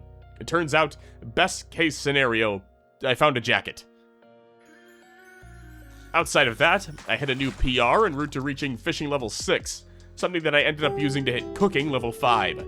But wait, there's more. Because while I was foraging for more insects, fruits, and vegetables to add to my salads, I ended up knocking out Nimble level 3, meaning combat is about to become so much easier. And finally, after chopping up hundreds of fish and a few dead birds, I checked off butchering level 3. Alright, well, I just sat down to record for the day, and I checked my notes from where I last left off, and all it says is, quote, "The battle for Riverside," for my to-do list today. So apparently last session me was balls deep in House of the Dragon, but fuck it, we ball. And my crops are still seedlings, and as far as I'm aware, the only ones I've lost so far are the onions, which, to me, that's pretty solid for no compost and no disease control. Anyway, my goal now is to simply reach the gated community of Riverside. I don't really care how many days it takes, how many weapons I have to burn through, or anything. It starts today, on April 1st, and it'll continue until I can safely loot a few houses, and hopefully walk away with at least one box of nails to start grinding carpentry. We'll see how this all goes, though. It's still a whopping 8 degrees outside, which isn't amazing for the maggot farm plan, but that's also no longer a priority now that grasshoppers and worms are becoming easier to find while foraging. When it comes to combat, though, the biggest mechanic that's throwing me for a loop is simply the fact that at these low combat levels, it's actually more efficient to not animation cancel. I never thought a sentence like that would come out of my mouth, but allow me to explain. When I look back at all my Zomboid content, I feel like my name has become synonymous with two things. One is drinking pond water to survive, because despite what most players believe, it doesn't kill you, it just makes you queasy. And two would be the animation canceling in combat. It's been my favorite thing in the game for years, and it's something I consider to be, for the most part, entirely skill-based. You have to balance endurance, know weapon speeds, land the reset at the correct frame interval. There's a lot to it, especially with the introduction of muscle strain in build 42. But with Rat Race ramping up the muscle strain gain, at these low levels, you can actually land more hits if you just swing normally, because it provides more downtime to decrease muscle strain gains compared to rapid firing off swings by animation canceling. This works on two fronts, because not only does more swings allow for more kills, but it also stacks up more XP since I'm not dealing with the decreased gains from being strained. But for proof, I'm able to get 10 swings in before getting muscle strain fatigue at normal speed. But when I animation cancel, that amount drops to just 6. So if I hold off on animation canceling and just swing at a normal rate, I can log almost double the amount of hits before strain sets in. It's just something I thought was interesting and wasn't expecting, but now that I lay it out for myself, I mean, it makes sense. That being said, animation canceling at low levels still does have its merits. Like, for example, when I'm trying to pile up corpses in one specific spot, I hold off on fighting until the zombies are over the pile, then rapid fire off like 6 to 10 swings before kiting them back around to the second pile. I found this to be the more useful tactic overall instead of just forming these big fuck-ass conga lines, since this way all the zombies can be looted at once, instead of having to go corpse by corpse down a 5-mile road. Anyway, after a close call and becoming exerted, I figured it was time to call it on day 1 and head back to base for the night. Nothing like one single day of fighting to unravel 2 weeks worth of gains. This entire playthrough would be so ungodly simple if I could just have a single cow or goat to farm or make butter with. Much better. The only point to note on the second was the fact that I hit Long Blunt level 2. By the third, I was back to losing weight, so I took a day to water the crops and check their progress before spending the rest of the day foraging and fishing to help get back into the positives. Did it work? No, but I like to think I at least slowed the bleeding. The fourth was a big day for me though, because I found a maggot on one of the many corpse piles, and that made me happy. Oh, and I finally managed to see the gates of the gated community for the first time since I suicide charged in there like half a year ago. I still have to get into the community, but just seeing it made me feel like I was starting to make some actual progress. Well, that and the fact that I hit maintenance level 6. By the 8th, I checked off Long Blunt level 3, which means I get that 10% damage boost and now accrue muscle strain 22.5% slower, thank God. But I'm still on the street outside of the gated community. That's mostly just due to zombie migration though, because I've had to take a few days off to fish and forage, and that just gives the zombies more time to disperse to the recently cleared areas, which sucks for me, but it's not like I wouldn't still have to fight through these guys anyway. It's just changing where I'm fighting them. With that, there really isn't much to show combat-wise. It was basically an entire real-life week of waking up, running down to Riverside, and fighting on the road for minimal progress. If this was 2022, I'd just set the fighting to like 10 times speed and run a 3 to 4 minute montage, but now, in the great 2026, I feel like highlights is sufficient. Starting with running, a skill that's just been passively leveling throughout the playthrough. And well, that's finally level 4, letting me a 12% run speed boost. And not only that, but later that same day, I knocked out Long Blunt level 4, putting it on par with my spear skill in the combat tier.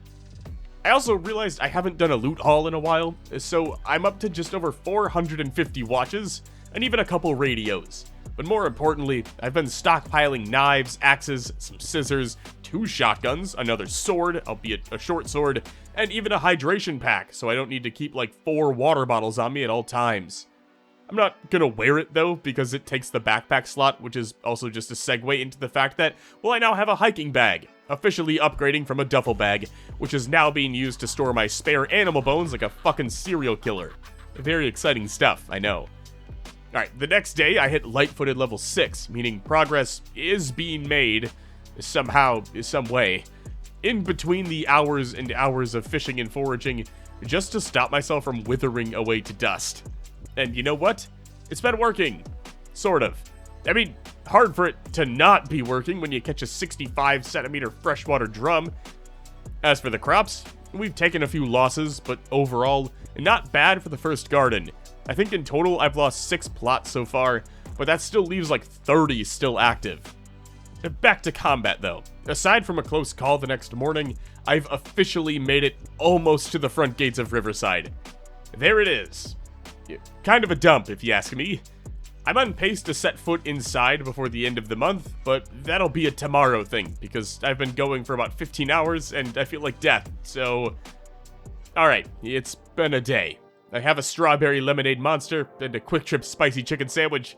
Let's boogie. I felt like the 19th was more of a getting back in the groove day, but apparently I waited too long to make my move, because on every 14-year-old's favorite holiday, I looked out to find most of the progress I'd made around the gate had been completely undone by Zomboid migration.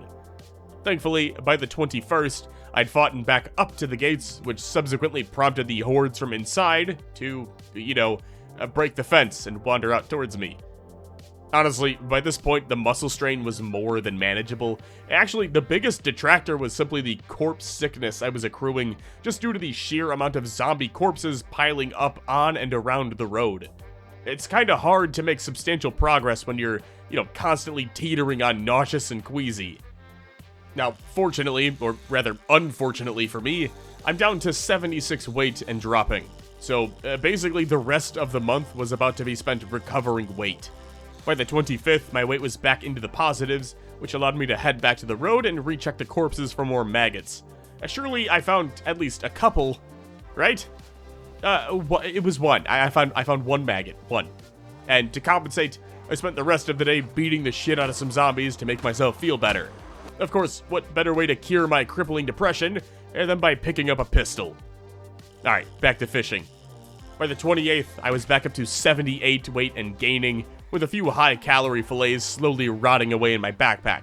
Meaning, it was the perfect opportunity to get back to combat. My goal is to enter the gated community before May, so I've still got a few days to clean out the larger hordes in the area and sneak in to start looting the houses. Wait! Pause the screen. Did you see that? That's a fucking baby chicken! Outside of the ordinary, I ended up finding 2 nails while foraging on my way back home on the 29th, which I was pretty hyped about. With those nails, I could reinforce a bat for extra damage, barricade windows with planks whenever I find a saw. I don't know, endless possibilities, I guess. So, was reaching the gates of Riverside before May an achievable goal? I don't know. You tell me. Okay, well, yes and no. Fine, I'll spoil it. Yes and no. I did manage to enter the gated community, but there's still too many zombies to attempt looting the place. Especially when you add in the fact that these zombies have pinpoint hearing, eagle-eye vision, and can open doors. Oh, and also can track you for 1,000 tiles. In reality, it would be several more days until I could confidently begin looting the gated community. So in the meantime, I just focused on wiping out waves of zombies and looting their corpses for items like padded jackets, watches, and more knives. But real quick, here's a garden check. We're still progressing, and a lot of the crops are almost ready for harvest. Most of the rest are still labeled young, so as long as Dr. Disrespect doesn't show up, they should be safe. And back to combat though.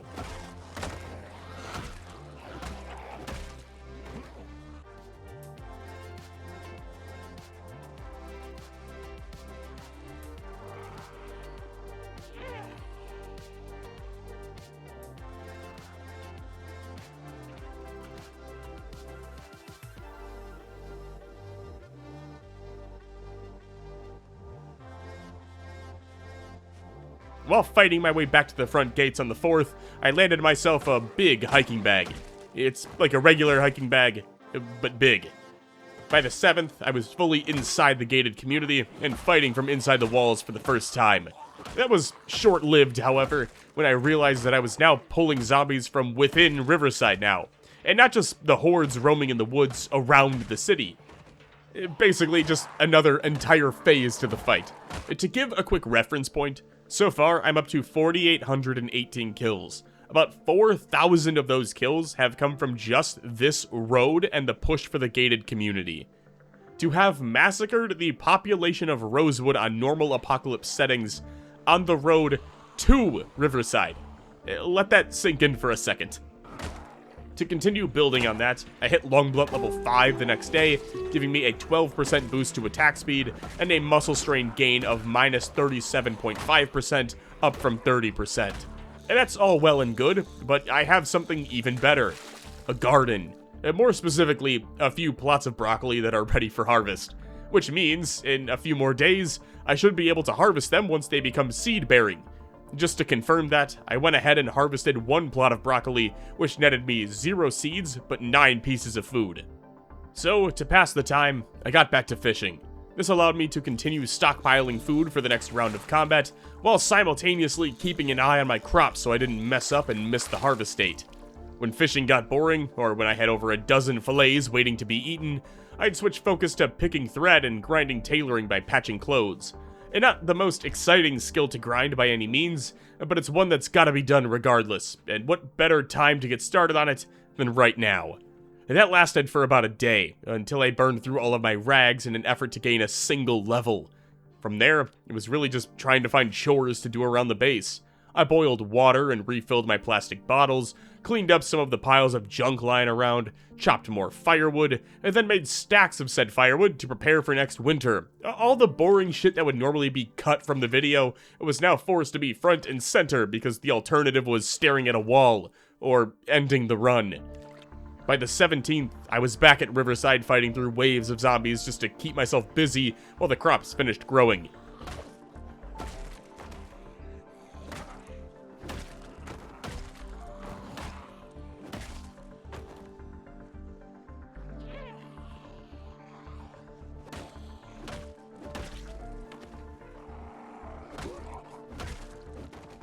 Same with the 18th and the 19th. But on the 20th, I finally got my big break. After months of fighting, for the first time, I entered a house in the gated community of Riverside. Aside from a Hotties magazine upstairs, I found a box of nails and a wrench in the garage of house number 1. By the time I had reached the second floor of the second house, though, nearby zombies had tracked down my location and had begun pushing towards me, forcing me back from the stairwell, and instead, I had to bail out the second-story window while they poured in behind me.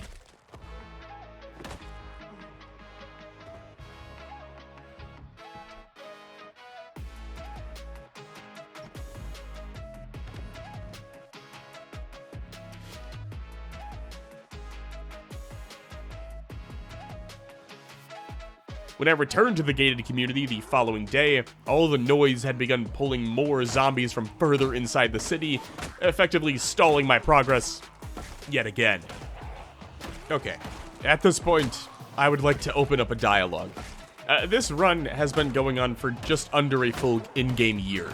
In that time, I've killed 5,457 zombies, with the vast majority of those coming from either crafted baseball bats or fire-hardened spears.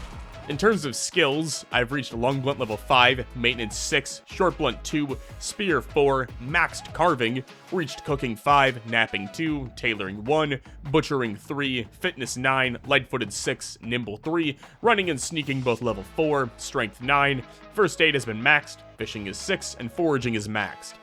I've accumulated thousands of items that can further along the skill grind, such as over 600 digital watches, and the Electrical Volume 2 skill book. But here's where I'm encountering the holdup.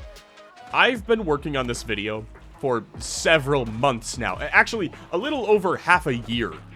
Judging purely from the amount of pages this script has turned into, this video is likely going to be around 3 hours, if not longer.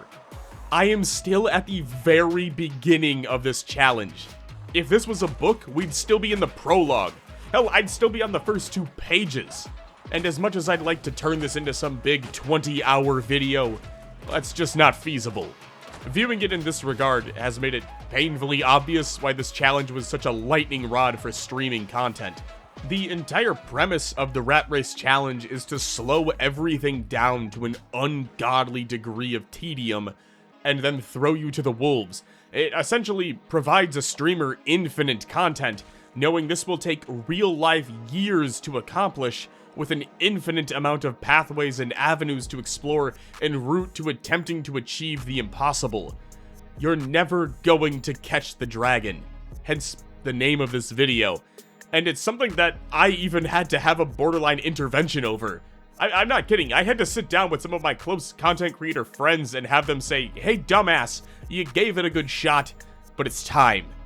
So, for now, our little survivor will enter a form of cryostasis, waiting for me to get the itch to pick up the playthrough again and become hyper addicted to the grind.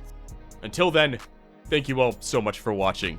I know I just mentioned it, but this video has been in production for over half a year now, actually closer to 7 months. It's taken hundreds of hours to record and hundreds more hours to edit, most of which has been rather enjoyable. I don't really have any plugs other than I have a second channel where I stream weekly. Those VODs are then trimmed down and uploaded as standalone videos on the same channel. So if you're looking for something to binge, the link to that channel will be up on the screen in a few seconds, as well as down in the description. With that, I'm gonna get out of here. I appreciate you all, go call a loved one, and thanks for stopping by. Cheers.